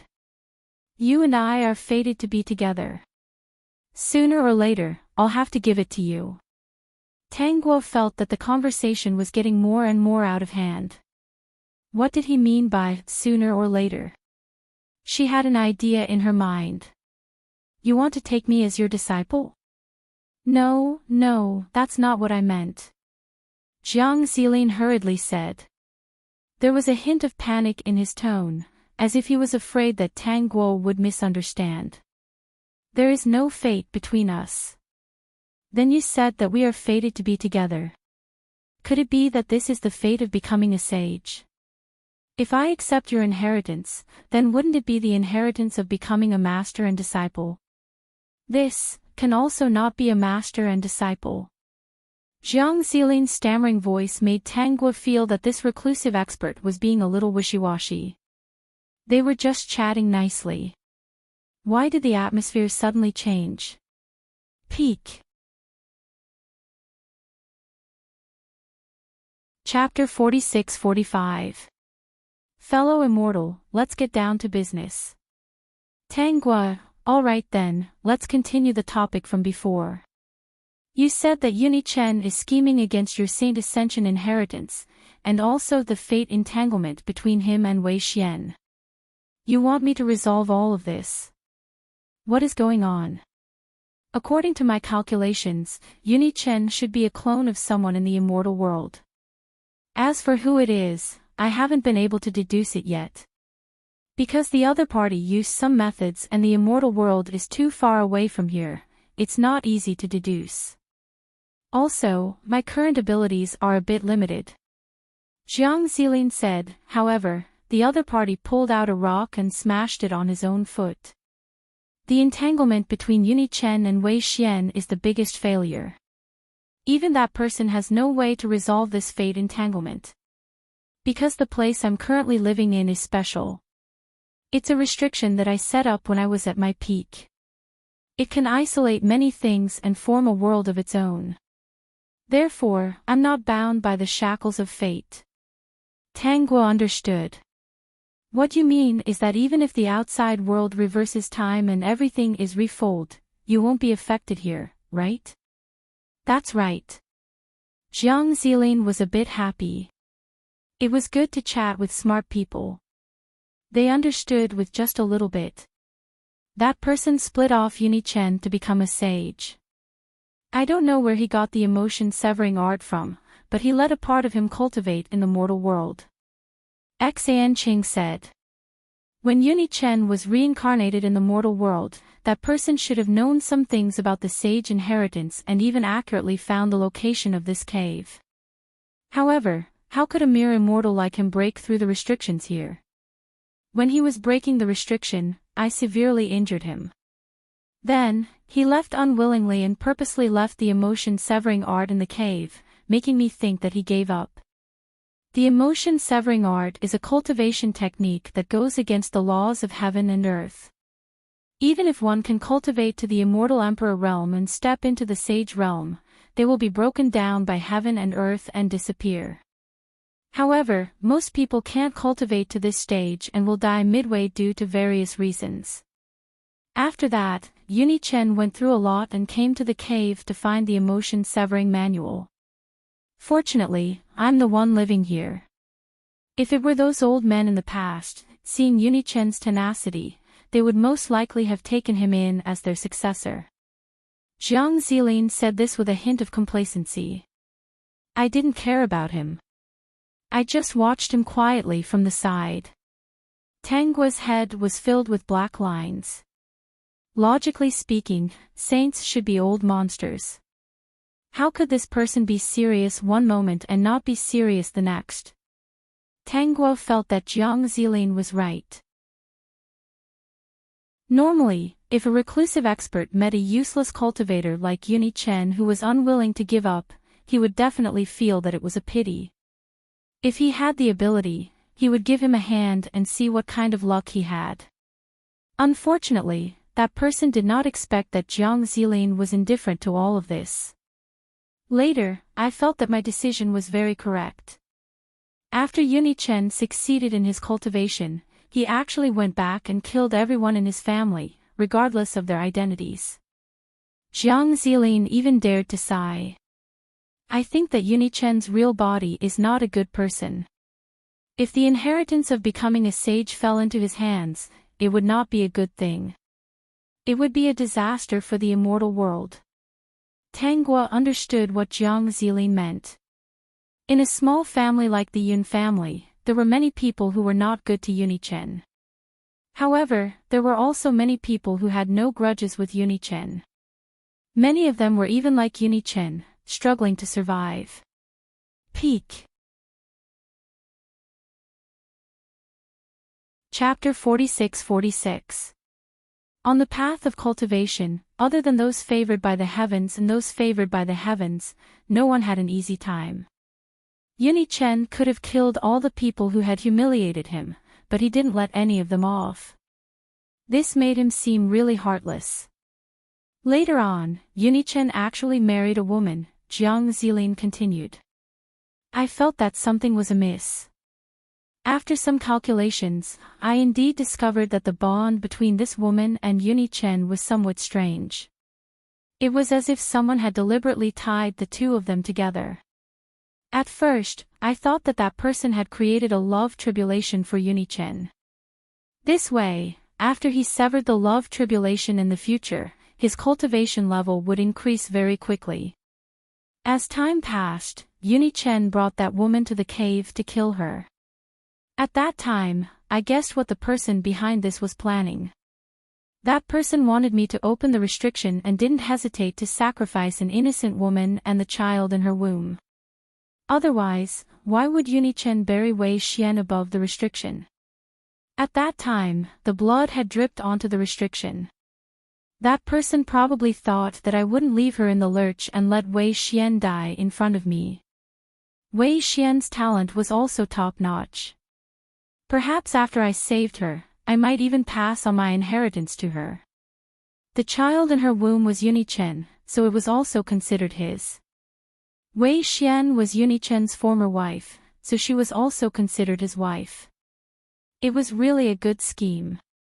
Tang Guo also felt that that person was indeed very scheming and vicious. However, he didn't expect that although I saved Wei Xian, I didn't show up, nor did I pass on my inheritance to her. I didn't even give her any treasures or cultivation techniques. When Jiang Zilin said this, the self-satisfaction in his tone couldn't be concealed. Wei Xian's talent was not bad, and she also had a temperament. She didn't need my help at all. As long as her life was preserved, it was only a matter of time before she soared into the sky. Why would she need my help? Moreover, I wasn't fated to be with her. She even drenched my restrictions in blood. It's already good enough that she's not angry. How can I give her an inheritance?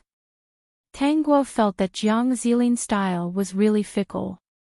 One moment, he felt that Wei Xian was pitiful, and the next moment, he felt that Wei Xian was troublesome. He even had a little misophobia. The person behind this has miscalculated several times in a row. Coupled with his serious injuries, he has no intention of coming to this place. One thing I didn't expect was that Yuni-chen and Wei Xian would be entangled with each other for life. In the end, that person had to do the same thing in front of me every life. When Jiang Zilin mentioned this, he was grinding his teeth. In this life, I was ruthless. If he didn't have a life-saving technique, he might have died. It's a pity that I couldn't kill him directly. When Tang Guo heard this, she couldn't help but laugh. That's right. Since Wei Xian needs your help to revive, why didn't you just stop saving Wei Xian when you knew about their fated entanglement? Tang Guo was only making a guess. In this way, can Wei Xian reincarnate directly and not be entangled with Yuni-chen? You must be joking. Since it's a fated entanglement for life, how can it be changed if I don't save him? Fated entanglement is very powerful. To be honest, I've done this before, but unfortunately, it was useless. If I don't save Wei Xian, fate will arrange for someone else to save him. In short, if the shackles of fate are not removed, Wei Xian will be saved by someone eventually. He won't die completely. Then what does fellow immortal plan to do now? He should have a motive for telling her so much. Apex. Chapter 46-47. Fellow immortal, can you do me a favor? Tang Guo, tell me about it first. I've long predicted that you would come. Actually, I've been waiting for you. Jiang Zilin said. Back then, countless sages sacrificed themselves. Actually, they all kept their inheritances and left them with me. At that time, I had just become a sage and was considered to be one of the more talented ones.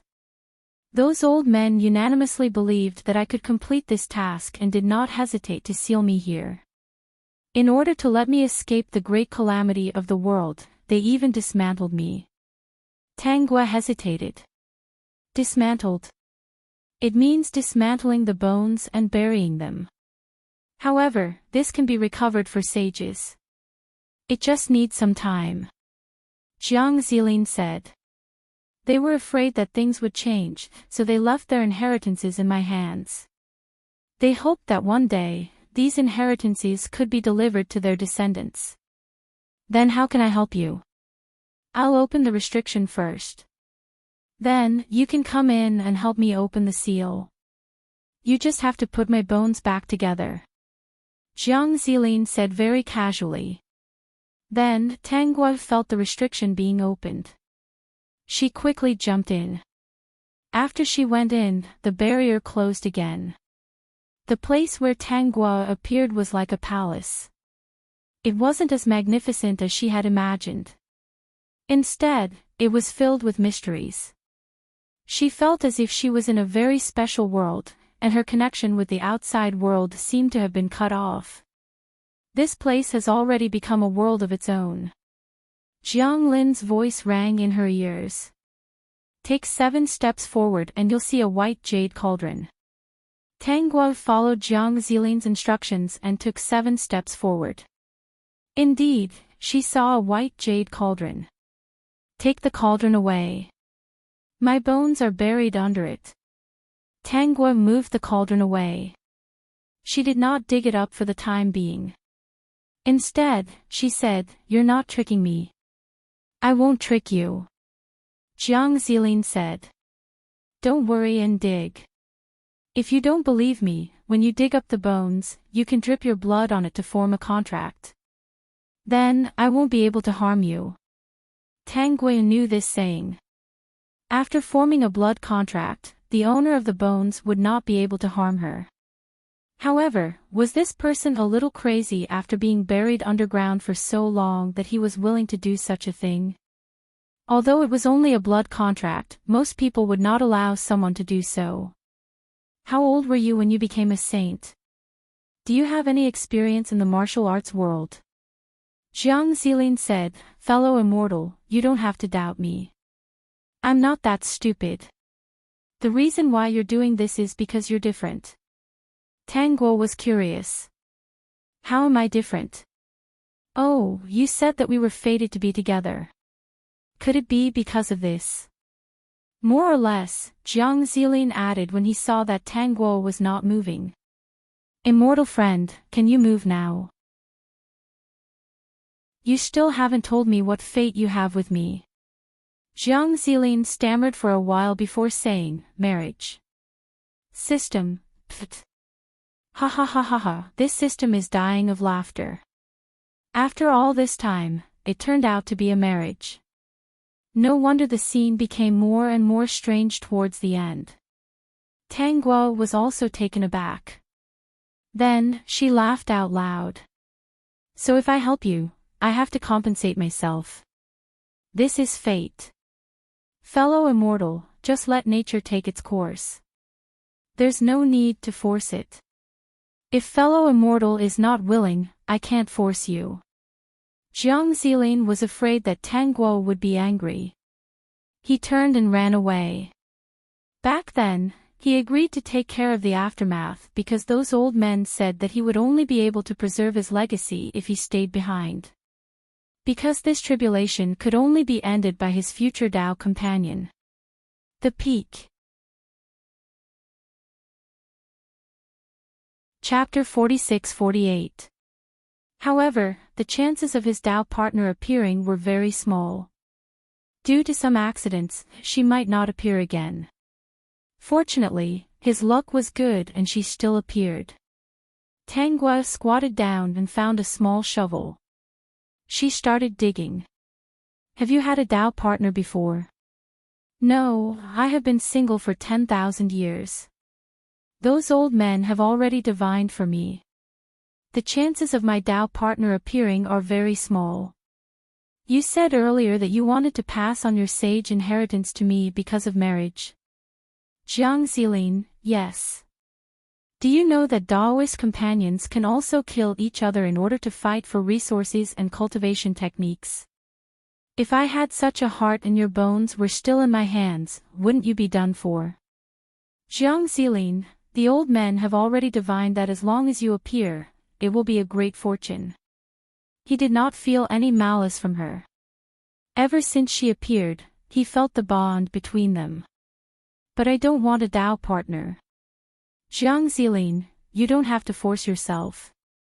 I won't force you. If you want one, you can tell me. Do you know that there is a term? Jiang Zilin was puzzled. What term? Spare tire. What's a spare tire? Jiang Zilin really did not know what it was. Immortal friend, can you tell me what a spare tire is? It's referring to what you said earlier. If I need a Dao partner, I will come to you. Tanguo said. Jiang Zilin, so that's what it means. It's very appropriate. System, this silly kid, he is not angry at all. After a while, Tanguo dug out a box from the ground. The box was quite big. She opened the box and a soft white light shone out from the box. Tanguo looked at the transparent bones in the box and could not help but praise. Your bones are quite beautiful. Even a sage's bones are so beautiful. Jiang Zilin praised himself. When you become a sage in the future, your bones will also be so beautiful. No need to be envious. Even a hair or a bone of a sage can continue to live. It's just that only with a complete sage's bone can you have all your strength. Tanguo, what should I do now? Aren't you going to drip blood? No need, Tanguo said. I don't think you'll hurt me. Of course. He had been single for tens of thousands of years. Now that he finally found someone who could become his Dao companion, how could he harm her? Where's your skull? Tanguo rummaged through the box but didn't find Jiang Zilin's skull. Here it is.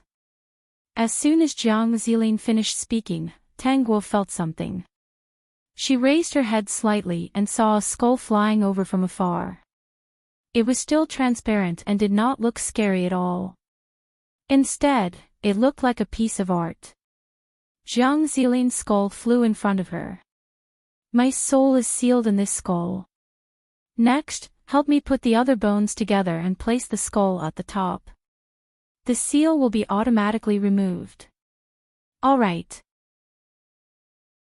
Tanguo squatted down again and fiddled with the transparent crystal-like bones. She asked, what are you going to do after we get out?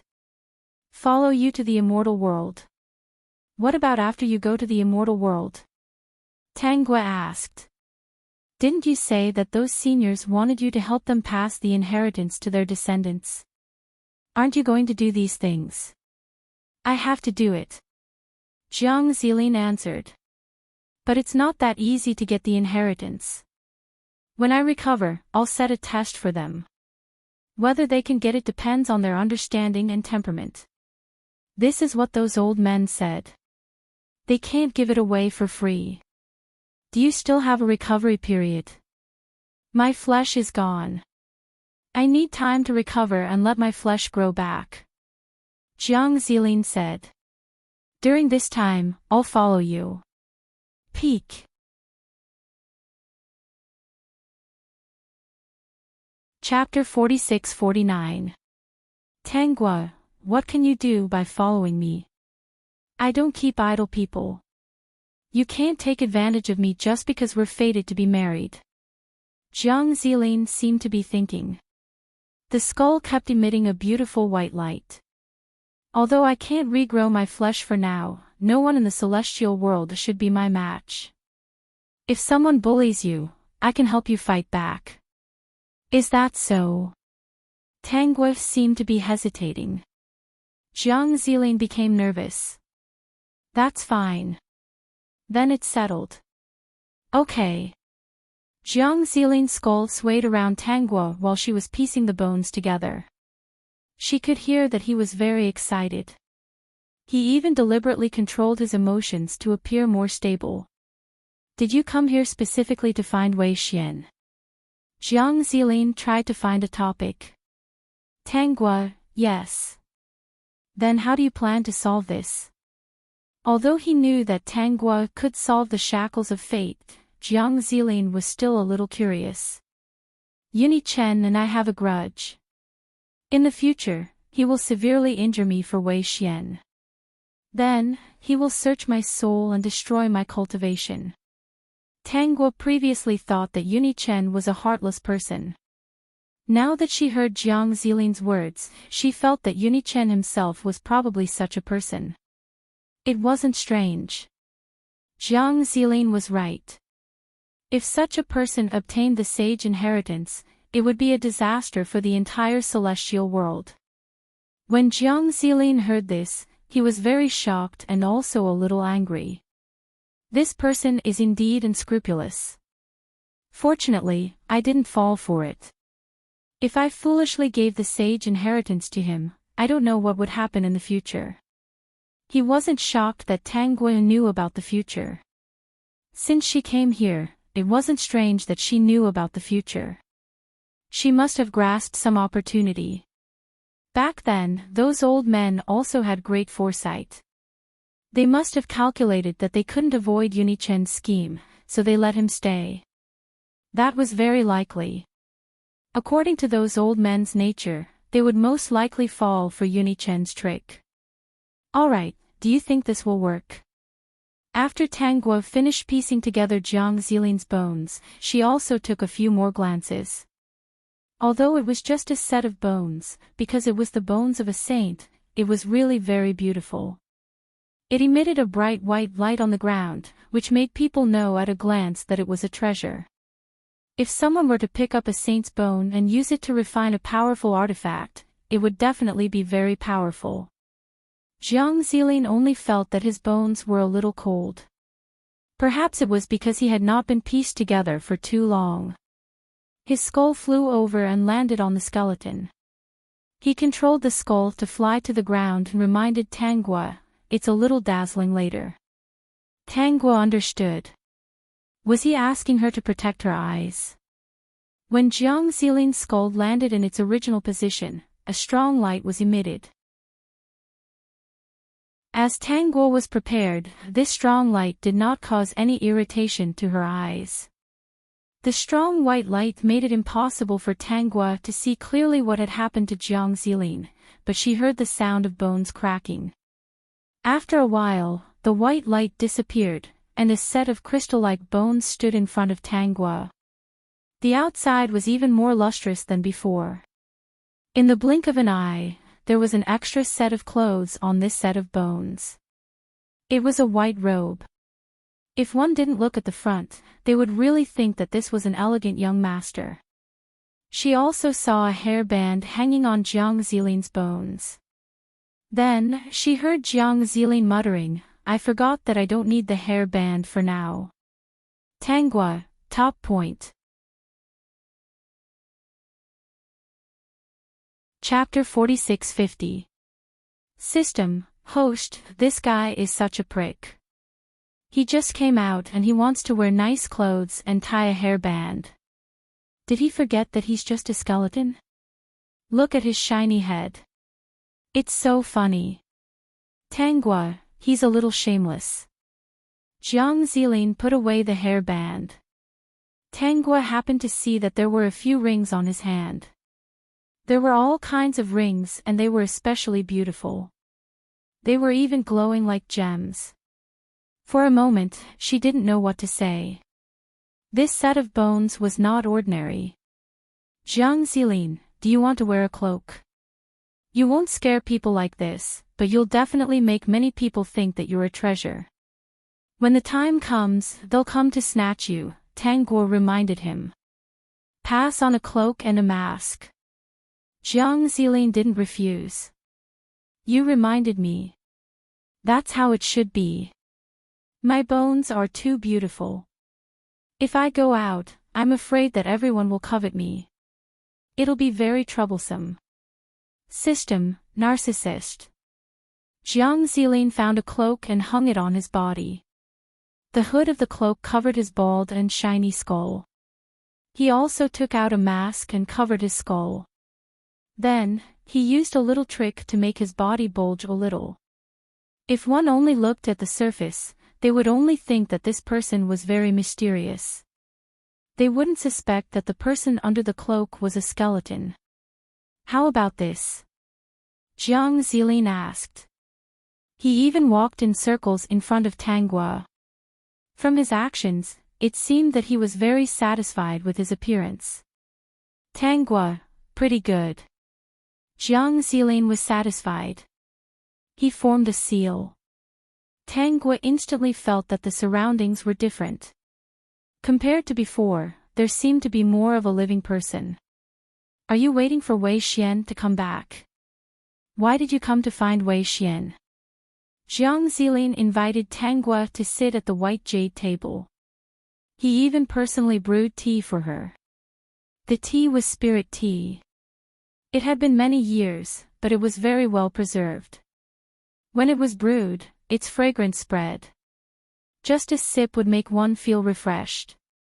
I want to impart some cultivation techniques and treasures to her so that she can cultivate and become an immortal as soon as possible.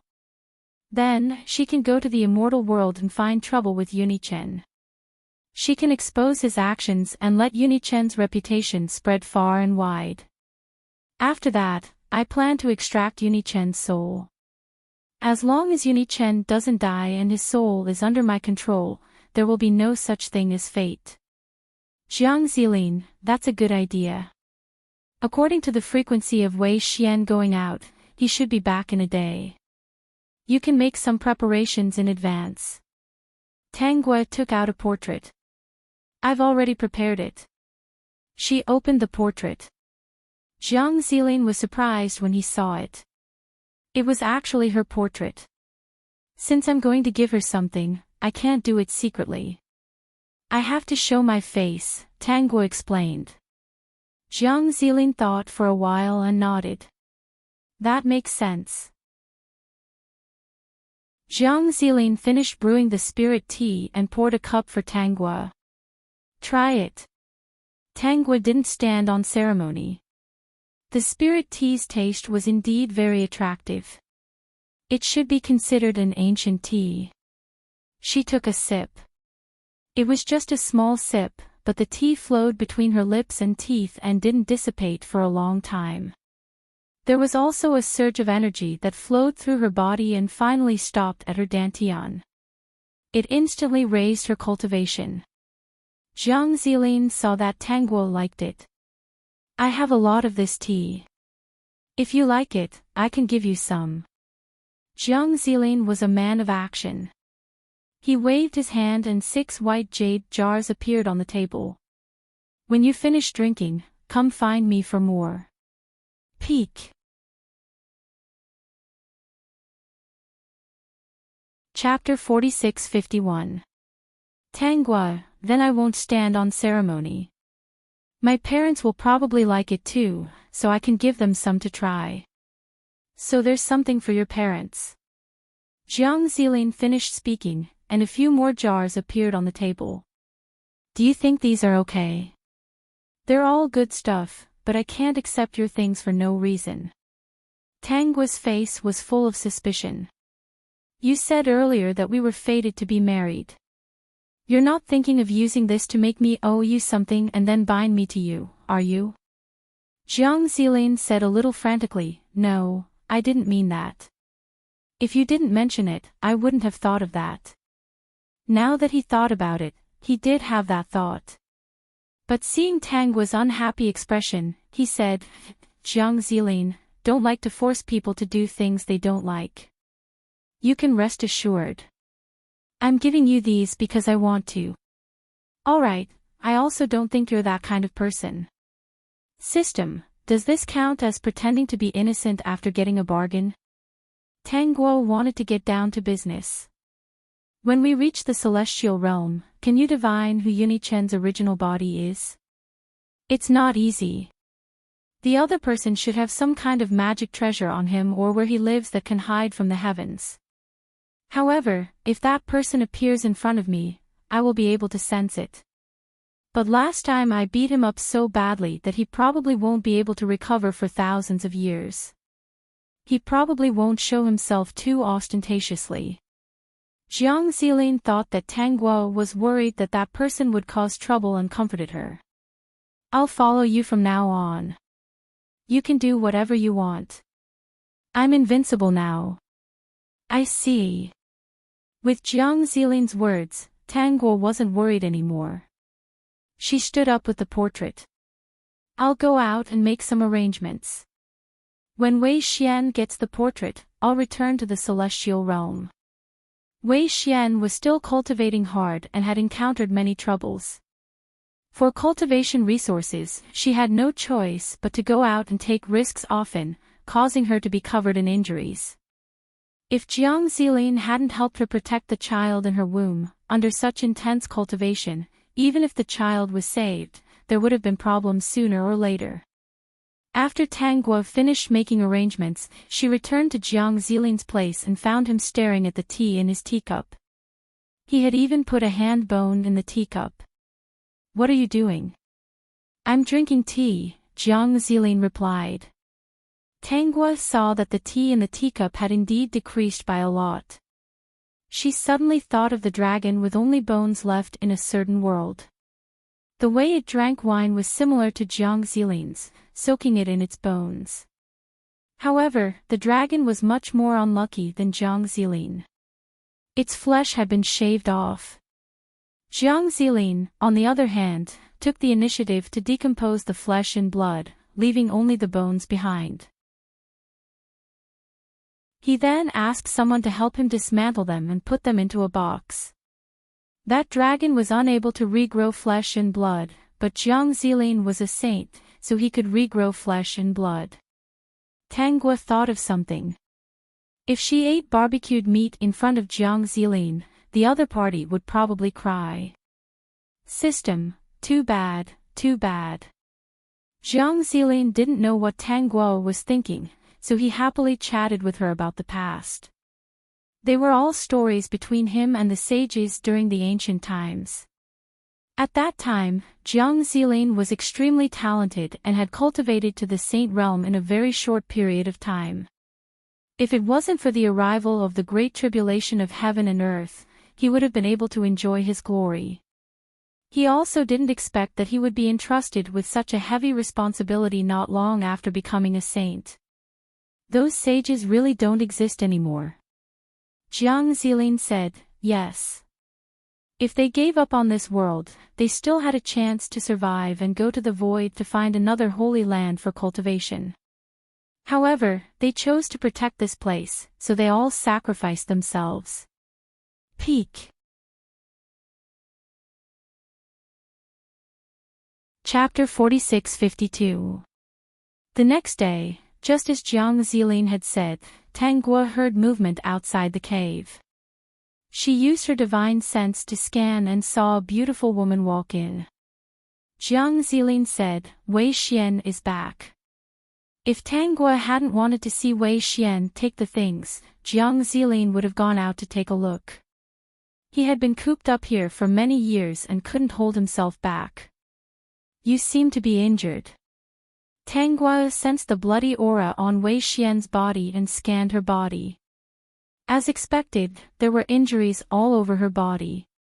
Only her abdomen was well protected. The moment Wei Xian walked into the cave, her entire body relaxed.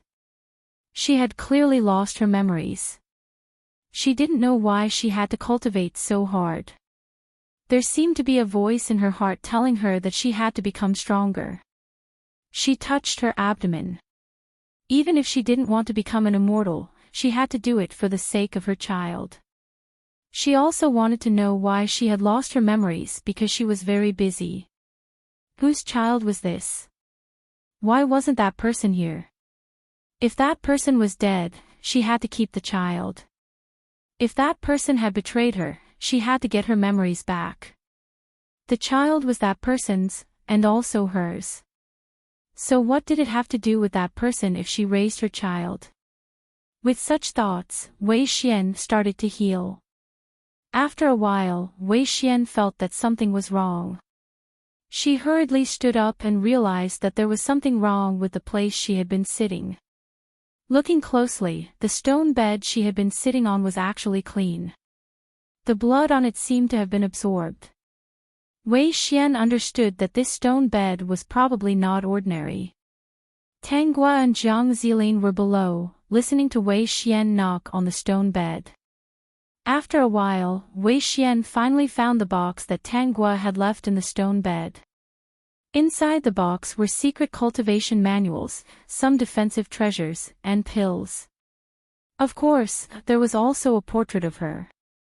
There were a few words carved on the top of the box, left for the fated one. When Wei Xian saw these words, her heart suddenly jumped. The fated one. Was she that fated one? She carefully opened the box and found that the items inside were all extraordinary. Soon, she saw the portrait of Tanguo.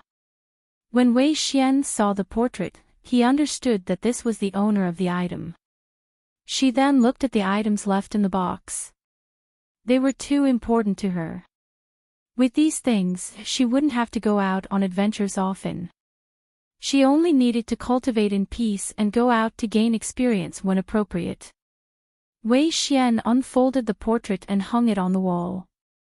He stared at the portrait and muttered in a low voice, "So beautiful, she must be a fairy." System, yes, go ahead. After she finished speaking, she respectfully waved at Tanguo's portrait. Today, I was fated to obtain the item that Senior Fairy left behind and resolve Wei Xian's current difficulties. Please accept Wei Xian's 3 bows.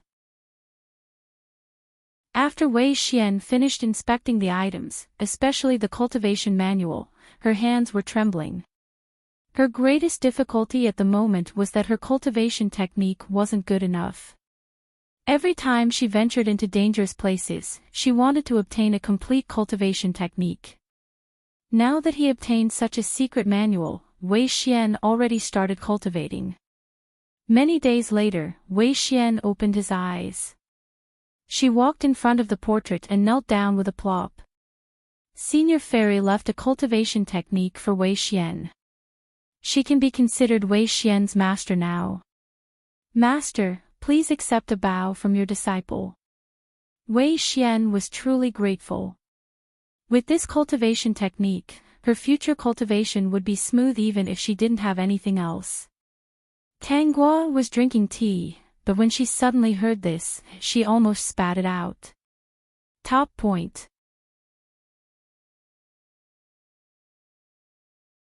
Chapter 46-53.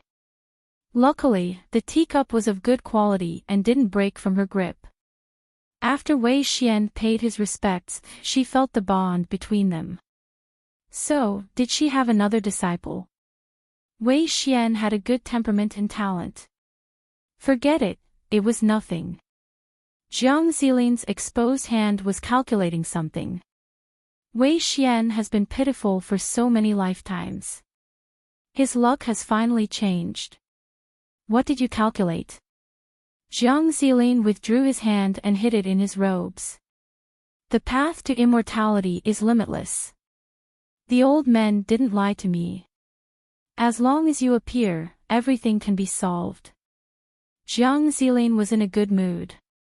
Not only could she solve the problems in the immortal world, she could also solve his problem of being single. Although they didn't have anything now, there would definitely be something in the future. Jiang Zilin wasn't in a hurry. He didn't have flesh and blood yet. No matter how beautiful his bones were, they couldn't compare to a body with flesh and blood. It wouldn't be too late to talk about this after he grew flesh and blood. Tanguo didn't expect Wei Xian to be so straightforward and take her as his master after cultivating her technique. Of course, she didn't dislike it. Instead, she felt that it was a pity that such a good person like Wei Xian was ruined by Yunichen. So, while Wei Xian was cultivating, she gave him something to help him become stronger so that he could beat up Yunichen properly in the future. Wei Xian was cultivating when he suddenly heard movement. He opened his eyes and saw that a ring had fallen out of the portrait. After doing this, Tanguo and Jiang Zilin teleported out of the cave. The two didn't stay and directly returned to the immortal world. It was more difficult to come to the mortal world, but it was easy to return to the immortal world. There were almost no obstacles. After arriving at the immortal world, Tanguo didn't go home. Instead, she planned to walk around. She didn't know how Yunichen was doing. According to the original situation, the original owner would go out with Yunichen to train. Because of the original owner, Yunichen's training went very smoothly. Also, the original owner helped solve many problems along the way. She taught those who bullied Uni-Chen a lesson and offended many people. Now that it was her, she definitely wouldn't do those cheap things. According to the original plan, Tang Guo brought Jiang Zilin to look for Uni-Chen one by one. Soon, they found out where Uni-Chen was. Uni-Chen was currently at Dan Mountain and had gotten into a conflict with someone. Tang Guo remembered that someone had mocked Uni-Chen for being a mere Xian immortal. How could he be liked by the original owner? The original owner of the body was the daughter of the Azure Emperor. There were many admirers in the immortal world. After she married Uni-Chen, many people hated Uni-Chen. Especially those who thought they had a great chance with the original host. The person who had a conflict with Uni-Chen on Pill Mountain was the son of the Pill Emperor, Lin Chu. The Pill Mountain was the territory of the Pill Emperor. Uni-Chen came here to participate in the Pill Emperor's Pill Concoction Conference. The winner would receive a reward from the Pill Emperor. They might even be able to receive some pointers from the Pill Emperor. Uni-Chen also came here to receive a reward. He had many fortuitous encounters and learned many skills. He wouldn't miss out on anything useful for cultivation. Lin Chu was the son of the Pill Emperor. Because Uni-Chen and the original owner of the body were engaged, he didn't like Uni-Chen. Originally, he didn't want to participate in the Pill Concoction Conference. However, knowing that Uni-Chen was here, he couldn't let it go. When Tang Guo and Jiang Zilin appeared in the crowd, they happened to see them concocting pills. The pill concoction competition was coming to an end. There were only 5 people left on the stage. Uni-Chen and Lin Chu were among them. The last round was about to begin. Lin Chu didn't expect Uni-Chen to be so powerful.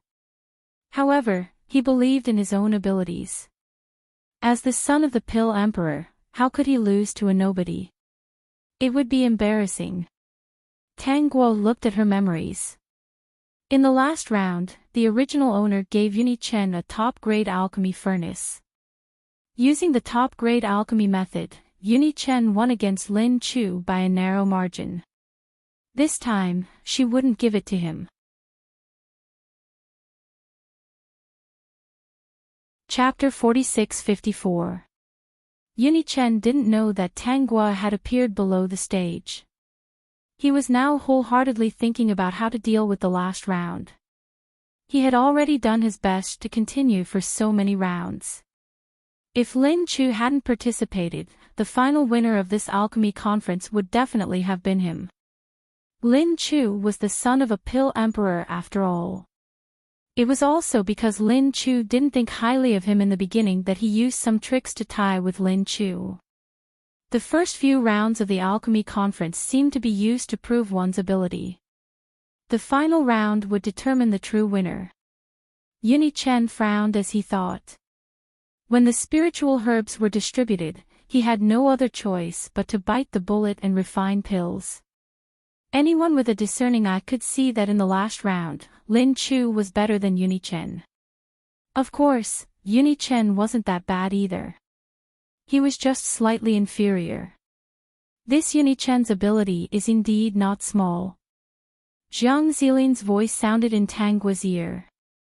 If he had a top-grade alchemy cauldron in his hands, it's hard to say who would win. Tang Guo, but he doesn't have one. When Jiang Zilin heard Tang Guo's words, he felt that she was implying something, but he couldn't guess why. Tang Guo continued, according to the original plan, would have come out with him to gain experience. At that time, I would have given him the top-grade alchemy cauldron that my father gave me. Then, he would have won. Now, I won't give it to him. Naturally, he can't have it. Was a top-grade alchemy cauldron something that could be casually given to others?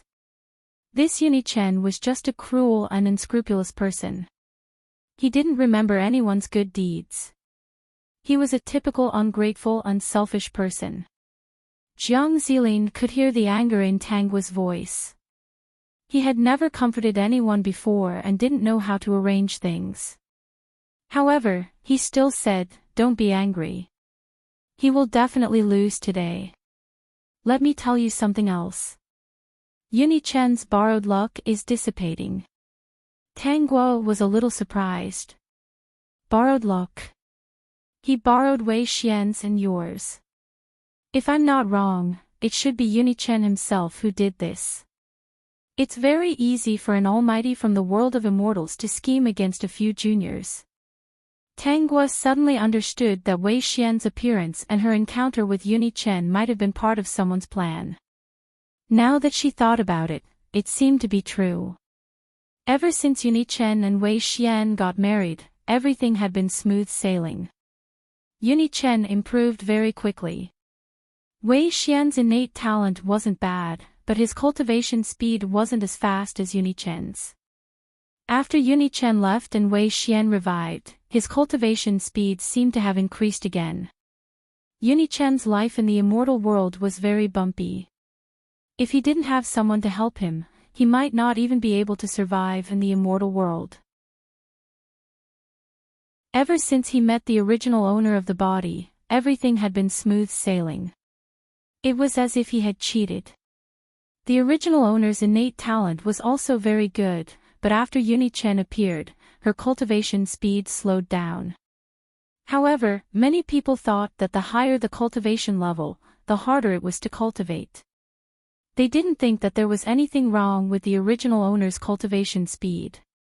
The immortal emperors of the immortal world can't tell that the mastermind is scheming against the luck, because this is considered an open conspiracy, Jiang Zilin said. This open conspiracy is that if one didn't know about Uni-Chen's background, no one would think of it. Dao partners can borrow each other's luck. It's just not a lot, but a little bit is enough for the weaker party to benefit.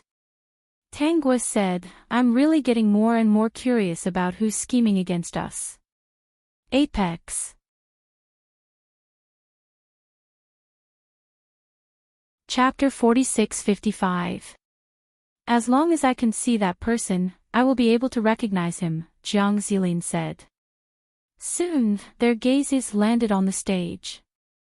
Lin Chu and Uni-Chen were both moving. It looked like the two of them were going to open their cauldrons at the same time. Uni-Chen's appearance today had already shocked many people. They thought that this person was indeed worthy of being chosen by the Azure the Arch. He could even let his daughter get engaged to him. Lin Chu was full of confidence. Of course, after witnessing Uni-Chen's prowess in the first few rounds, he was very serious about the last round. He did not dare to be careless. If he lost today, not only would he lose face, but he would also lose face for his father. Lin Chu finally laughed when she saw the round and fragrant immortal pills being refined. Moreover, there were a total of 9 immortal pills in one furnace. Uni-Chen frowned as he looked at the 8 immortal pills lying in the cauldron. As expected, he was still lacking a lot of experience in refining immortal pills of this stage. He should have lost this round. He looked at Lin Chu with an unfriendly gaze. If the other party had not suddenly appeared to obstruct him, he would definitely have received the alchemy thearch as reward. Those 2 items were still very useful to him. When the crowd announced Lin Chu's victory, Lin Chu finally heaved a sigh of relief. At this point in the competition, it was no longer his personal problem. Now that he had finally won, he suddenly calmed down. He was the son of an alchemy thearch. Why should he be calculative with a mere mystic immortal? Take the Azure thearch's daughter for example. The Azure thearch doted on his daughter so much. If Tang Guo did not agree, it would not be his turn. Lin Chu patted his head in annoyance. Tang Guo did not have any feelings for him. It was already good enough that she did not beat him up. He did have a good impression of her, but it was not to the extent of doing something so impulsive. Congratulations, Brother Lin. Lin Chu, who was immersed in his thoughts, was awakened by a familiar voice. He casually put away the immortal pills in front of him and jumped off the stage, landing right in front of that person. What's there to congratulate about? He's just a tiny little mysterious immortal. How strange, why would I get angry with him? Lin Chu muttered in a low voice, there's nothing to congratulate me on. Let's go. It's boring. If Dad finds out that I'm here to cause trouble, he'll definitely scold me to death. It was really strange. Why was he so easily angered today? Fortunately, Yunichen's ability was still slightly inferior to his. Otherwise, he really didn't know what the consequences would be. Jiang Zilin asked, who is that person? Lin Chu, Dandy's son. Jiang Zilin nodded his head. I was wondering why the aura on his body was so familiar, so he is the descendant of the Pill Saint. That person's providence was almost stolen. Jiang Zilin's words shocked Tanghua. It was like this world was different from the world she had lived in before. It could easily take away someone's luck. Tanghua recalled the memories she had seen before. After Yunichen defeated Lin Chu was indeed unable to recover from the setback. It seemed like his cultivation hadn't improved for many years. This was because Yunichen, a tiny little mysterious immortal, had actually defeated the dignified Dandy's son. He had become the laughingstock of the immortal world. And because the original owner had taken advantage of the situation at the crucial moment, she had given Yunichen a top-grade pill furnace, which could be considered as offending the Dandy. Thinking about it this way, Yunichen's every step was as if he had stepped on someone else's body. Thinking about it carefully, it was really scary. Tanghua. While Tanghua was still deep in thought, Lin Chu had already discovered her presence. He shouted loudly as he ran in front of Tanghua, "You're here too." Peek.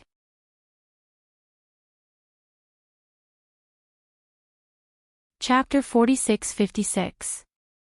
That's right. Tanghua returned to her senses and smiled at Lin Chu. Lin Chu wasn't an arrogant and despotic second-generation immortal. He was just impulsive. She also noticed that there was another person beside Lin Chu. She had never seen this person before and didn't know who he was. Lin Chu chuckled and turned to look at Yunichen.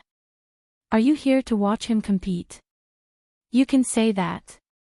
Tanghua saw that Yunichen had also noticed her and was walking towards her. Her smile faded a little. You almost lost. Nonsense. I was careless.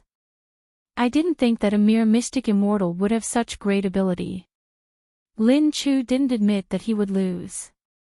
If I wasn't careless, he wouldn't have been so impressive in the beginning. His words were the truth.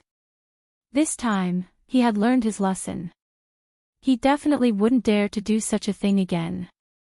His father was right. There was always someone better than you. He was usually too self-righteous. Actually, Lin Chu was still very puzzled about something. He remembered that Tanghua had a top-notch pill furnace. It was the kind that even his father coveted. Since Tanghua was here today, why didn't she lend it to Yunichen? Didn't they say that Tanghua was infatuated with Yunichen, that pretty boy? She wanted to praise him to the heavens. Why didn't she help him? Was it just for fun? Or, did she have a change of heart? Wasn't this change of heart too fast? Lin Chu secretly glanced at the cloaked person standing beside Tanghua. He even wore a mask and covered his face tightly. He narrowed his eyes. What kind of pretty boy was he? How could he hide his head and show his tail? He didn't even dare to show his face. Xiaogua. Yunichen walked to Tanghua's side and called out lightly. Tanghua's appearance made his mood a little better. She was probably here to look for him. She might be training with him in the future. Brother Ichen. Tanghua greeted Jiang Zilin as usual.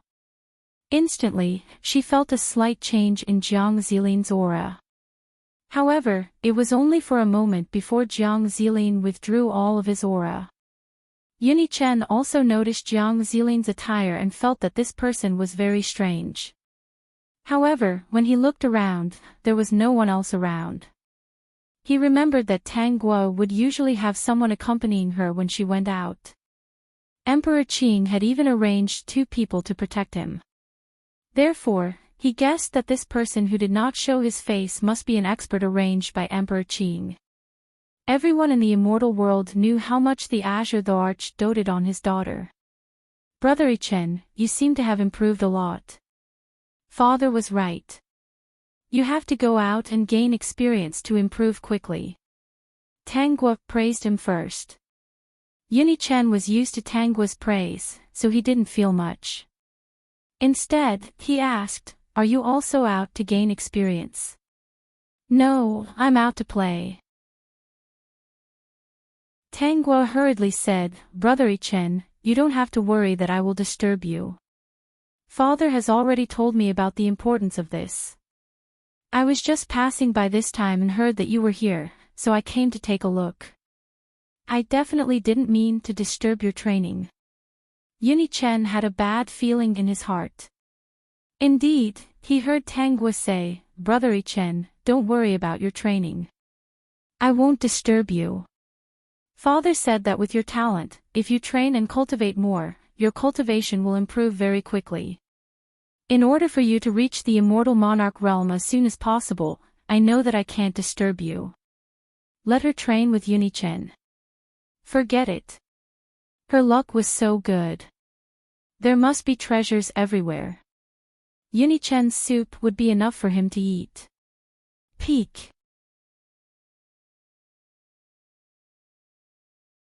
Chapter 46-57. Her answer was perfect. "It's not that I don't want to be with you, but I can't disturb you." Yuni Chen did have the idea of having Tang Guo train with him. In fact, he realized that ever since he was with Tang Guo, his luck had become much better. In the mystic realm that they went to previously, Tang Guo could find many treasures wherever she went. She could lean against the wall casually and find the key to the array formation in a secret room. This was also why Yuni Chen allowed Tang Guo to have feelings for him and even agreed to their engagement. It was because her existence could help him cultivate. After becoming an immortal, he knew that there was still a saint. Becoming a saint was much harder than becoming an immortal. Especially since the legacy of becoming a saint had been lost and there were no saints now. Who wouldn't want to be the first saint? Yuni Chen thought that Tang Guo would follow him. He didn't expect her to be so sensible and not disturb him. He frowned. Tang Guo quickly said, "Brother Chen, don't doubt me. I really won't disturb you. Don't worry. You can train in peace. I'll wait for you to cultivate to the immortal Lord realm." There were many people watching. Yuni Chen wanted to say something, but he couldn't. Looking at Tang Guo's innocent smile, he suddenly felt a little irritated and didn't want to pay attention to her. Yuni Chen replied faintly. "Where do you plan to go next?" "I'll stay in Elixir Mountain for a while. I have a few old friends here. I'll drink with them and then go to other places to take a look after a while." Yuni Chen's plan was ruined. The old friends that Tang Guo mentioned should be Lin Chu and the other immortals. He and these people were born to be enemies. Moreover, he had to cultivate all the time.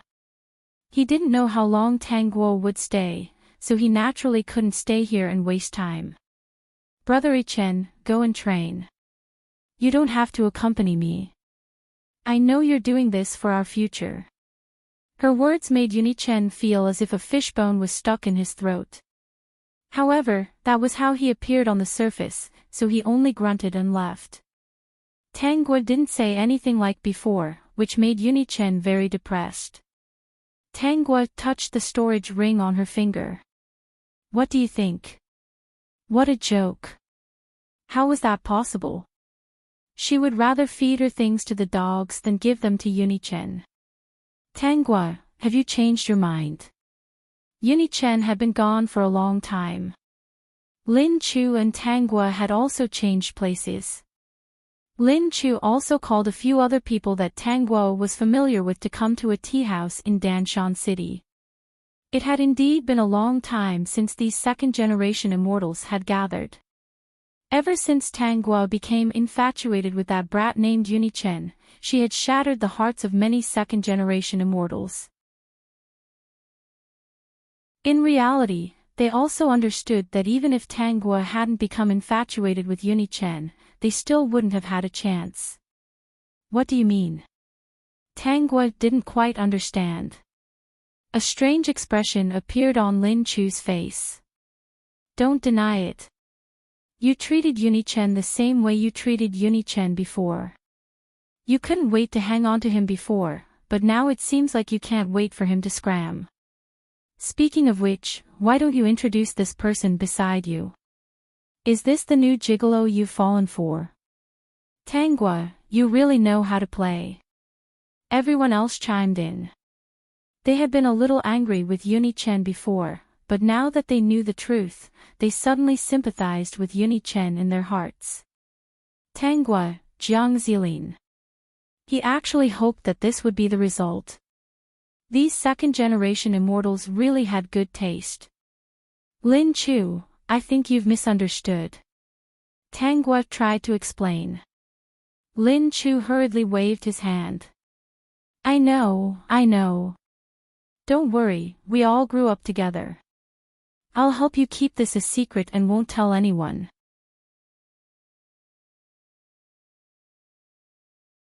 Chapter 46-58. By the way, why did you participate in the alchemy conference? Tanghua asked deliberately.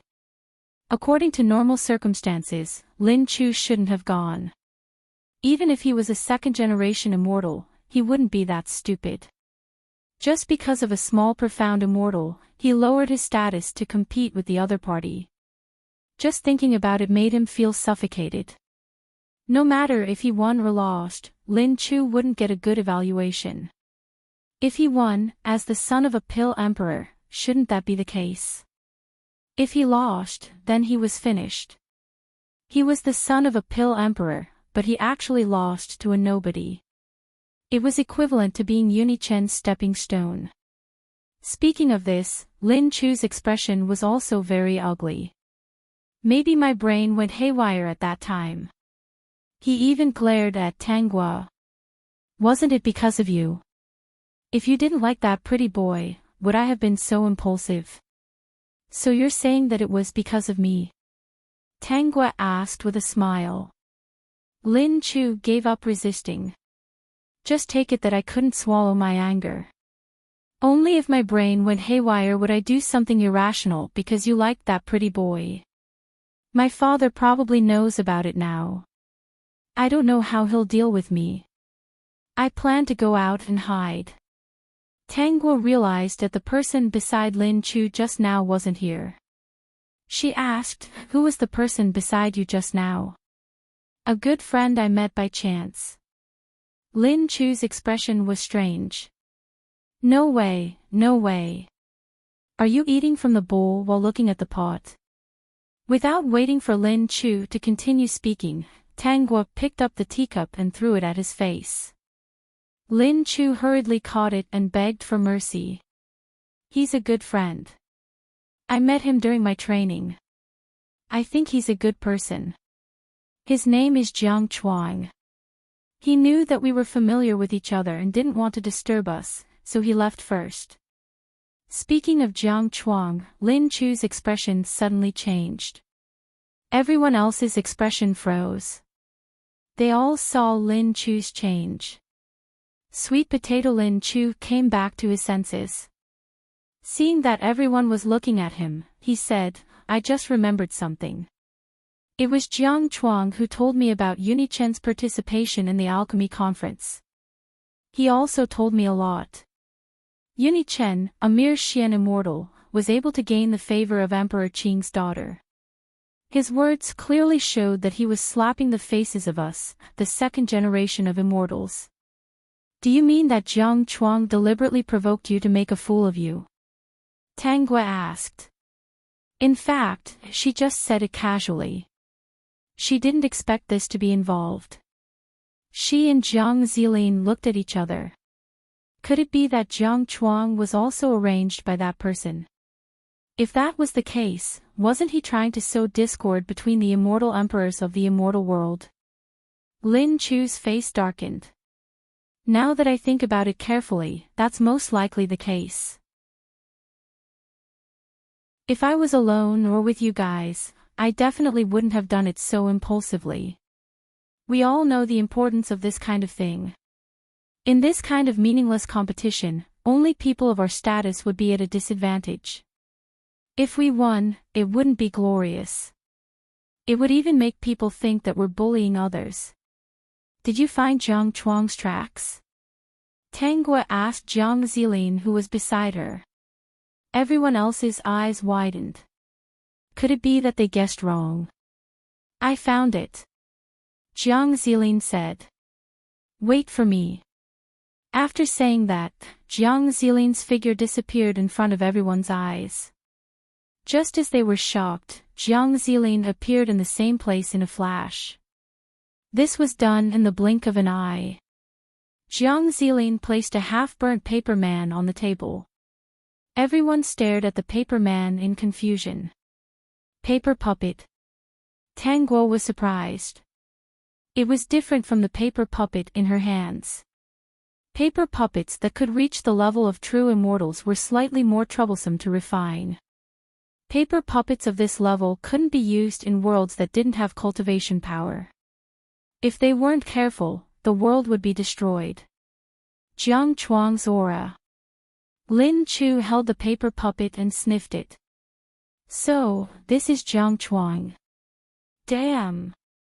Someone used a paper puppet to scheme against me. Who is this despicable guy? Lin Chu's eyes widened.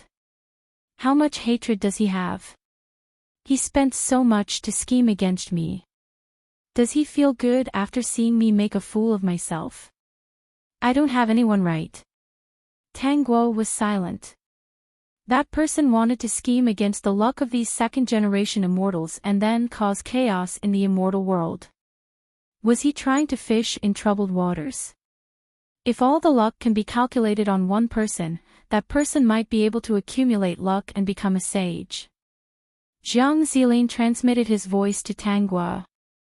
It's not impossible, but many people will be sacrificed.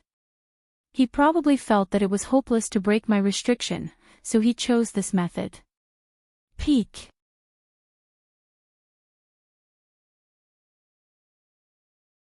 Chapter 46-59. If that's the case, Yuni Chen should be up against a reputable second-generation immortal in the immortal world. Tangguo and Jiang Zilin transmitted their voices. After Jiang Zilin's reminder, Tangguo recalled her memories and seemed to have seen through something. She was thinking that Wei Xian should be the only chance of survival in the immortal world. If that person hadn't arranged for Wei Xian to be with Yuni Chen, then Yuni Chen wouldn't have interacted with Wei Xian.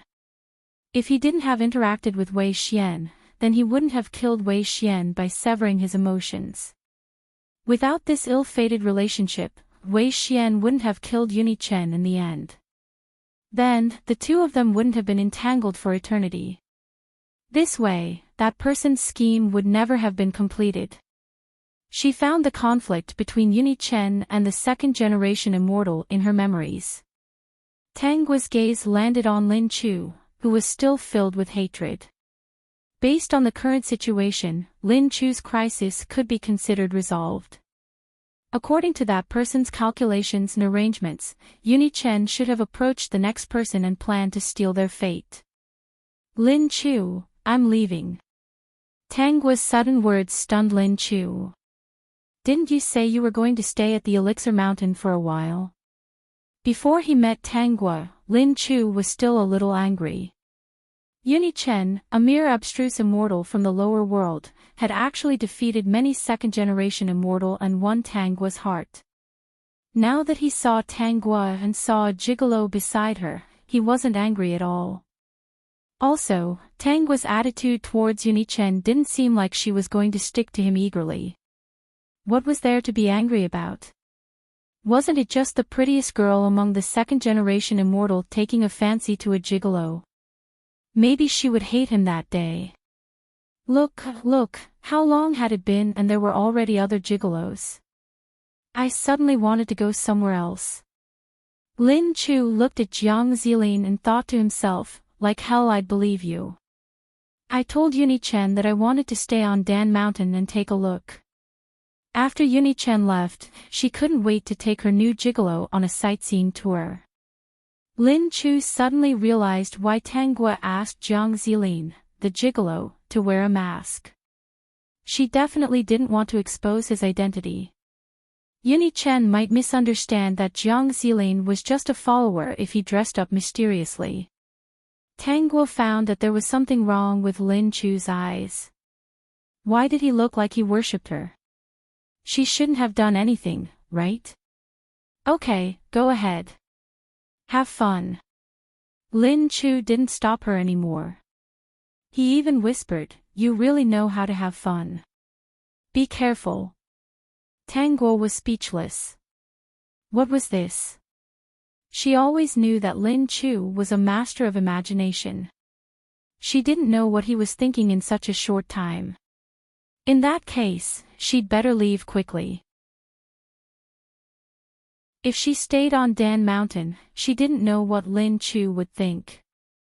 By the way, Lin Chu, why don't you cultivate properly?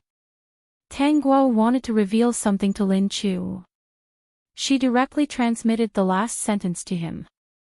I'm already at the Immortal Monarch realm. Holy shit. Lin Chu's eyes widened in disbelief. His eyeballs were about to pop out. You pervert. Although they were of the same generation, Tangua was only in her 20s. He was already more than 100 years old. In the immortal world, he was already a genius. However, in front of Tangua, he felt inferior. Go into seclusion and cultivate. Tangua transmitted again. Don't tell anyone about this. I'm only telling you because we're friends. Peek.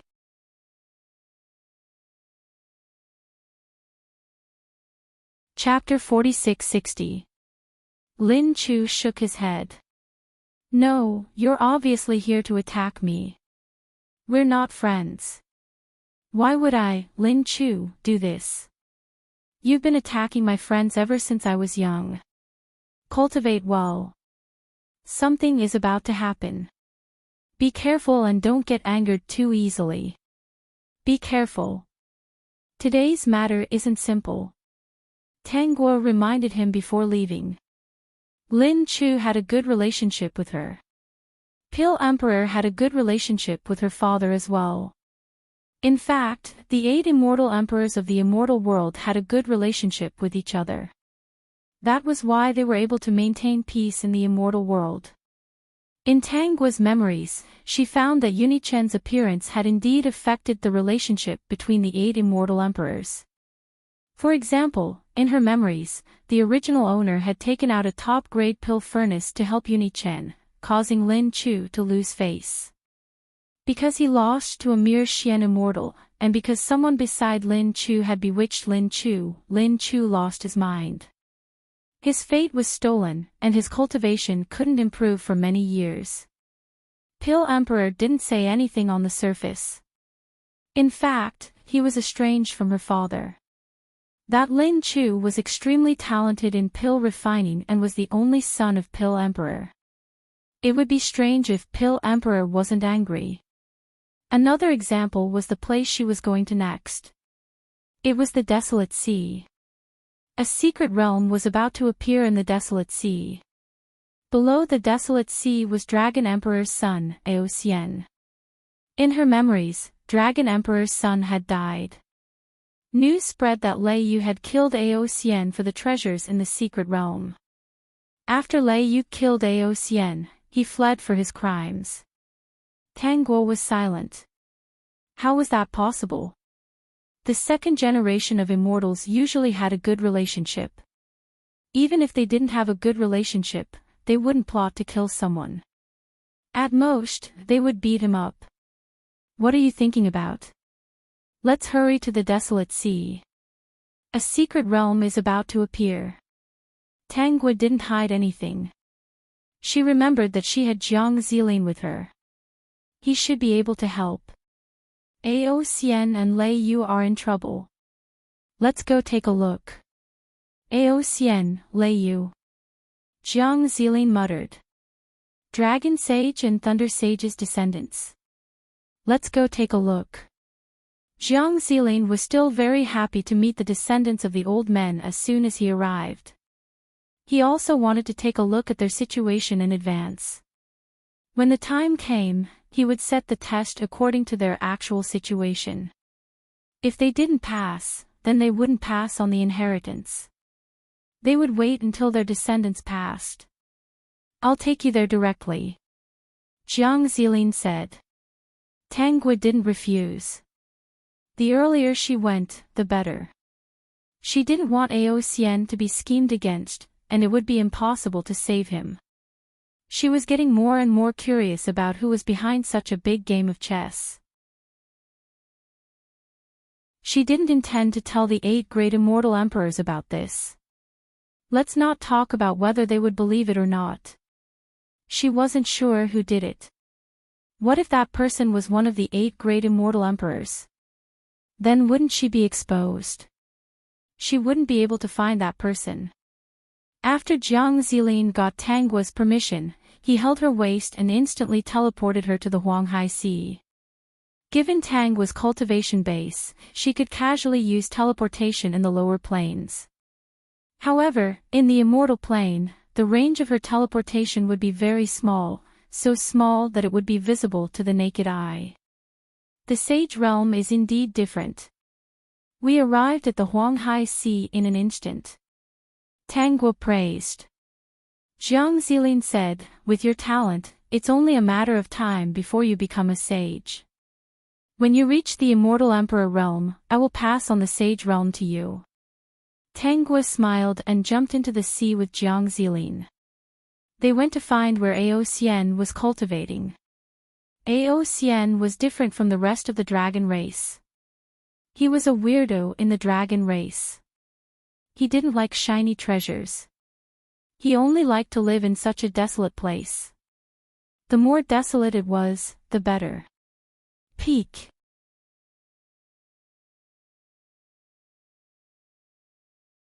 Chapter 46-61. Your friend's preferences are really different. Jiang Zilin had already swept through the entire desolate sea. Naturally, he found a dragon entrenched in the dry rocks under the desolate sea. If he hadn't found the aura of life in it, he would have thought it was a stone dragon. You see him. I see him. He's entrenched in a dry rock. There are all kinds of stones piled up on his body, Jiang Zilin replied. I'll take you there. Tangwa didn't object. It was good to be able to teleport there for free. System, haha, is that so? Like hell I'll believe you. This woman is very bad.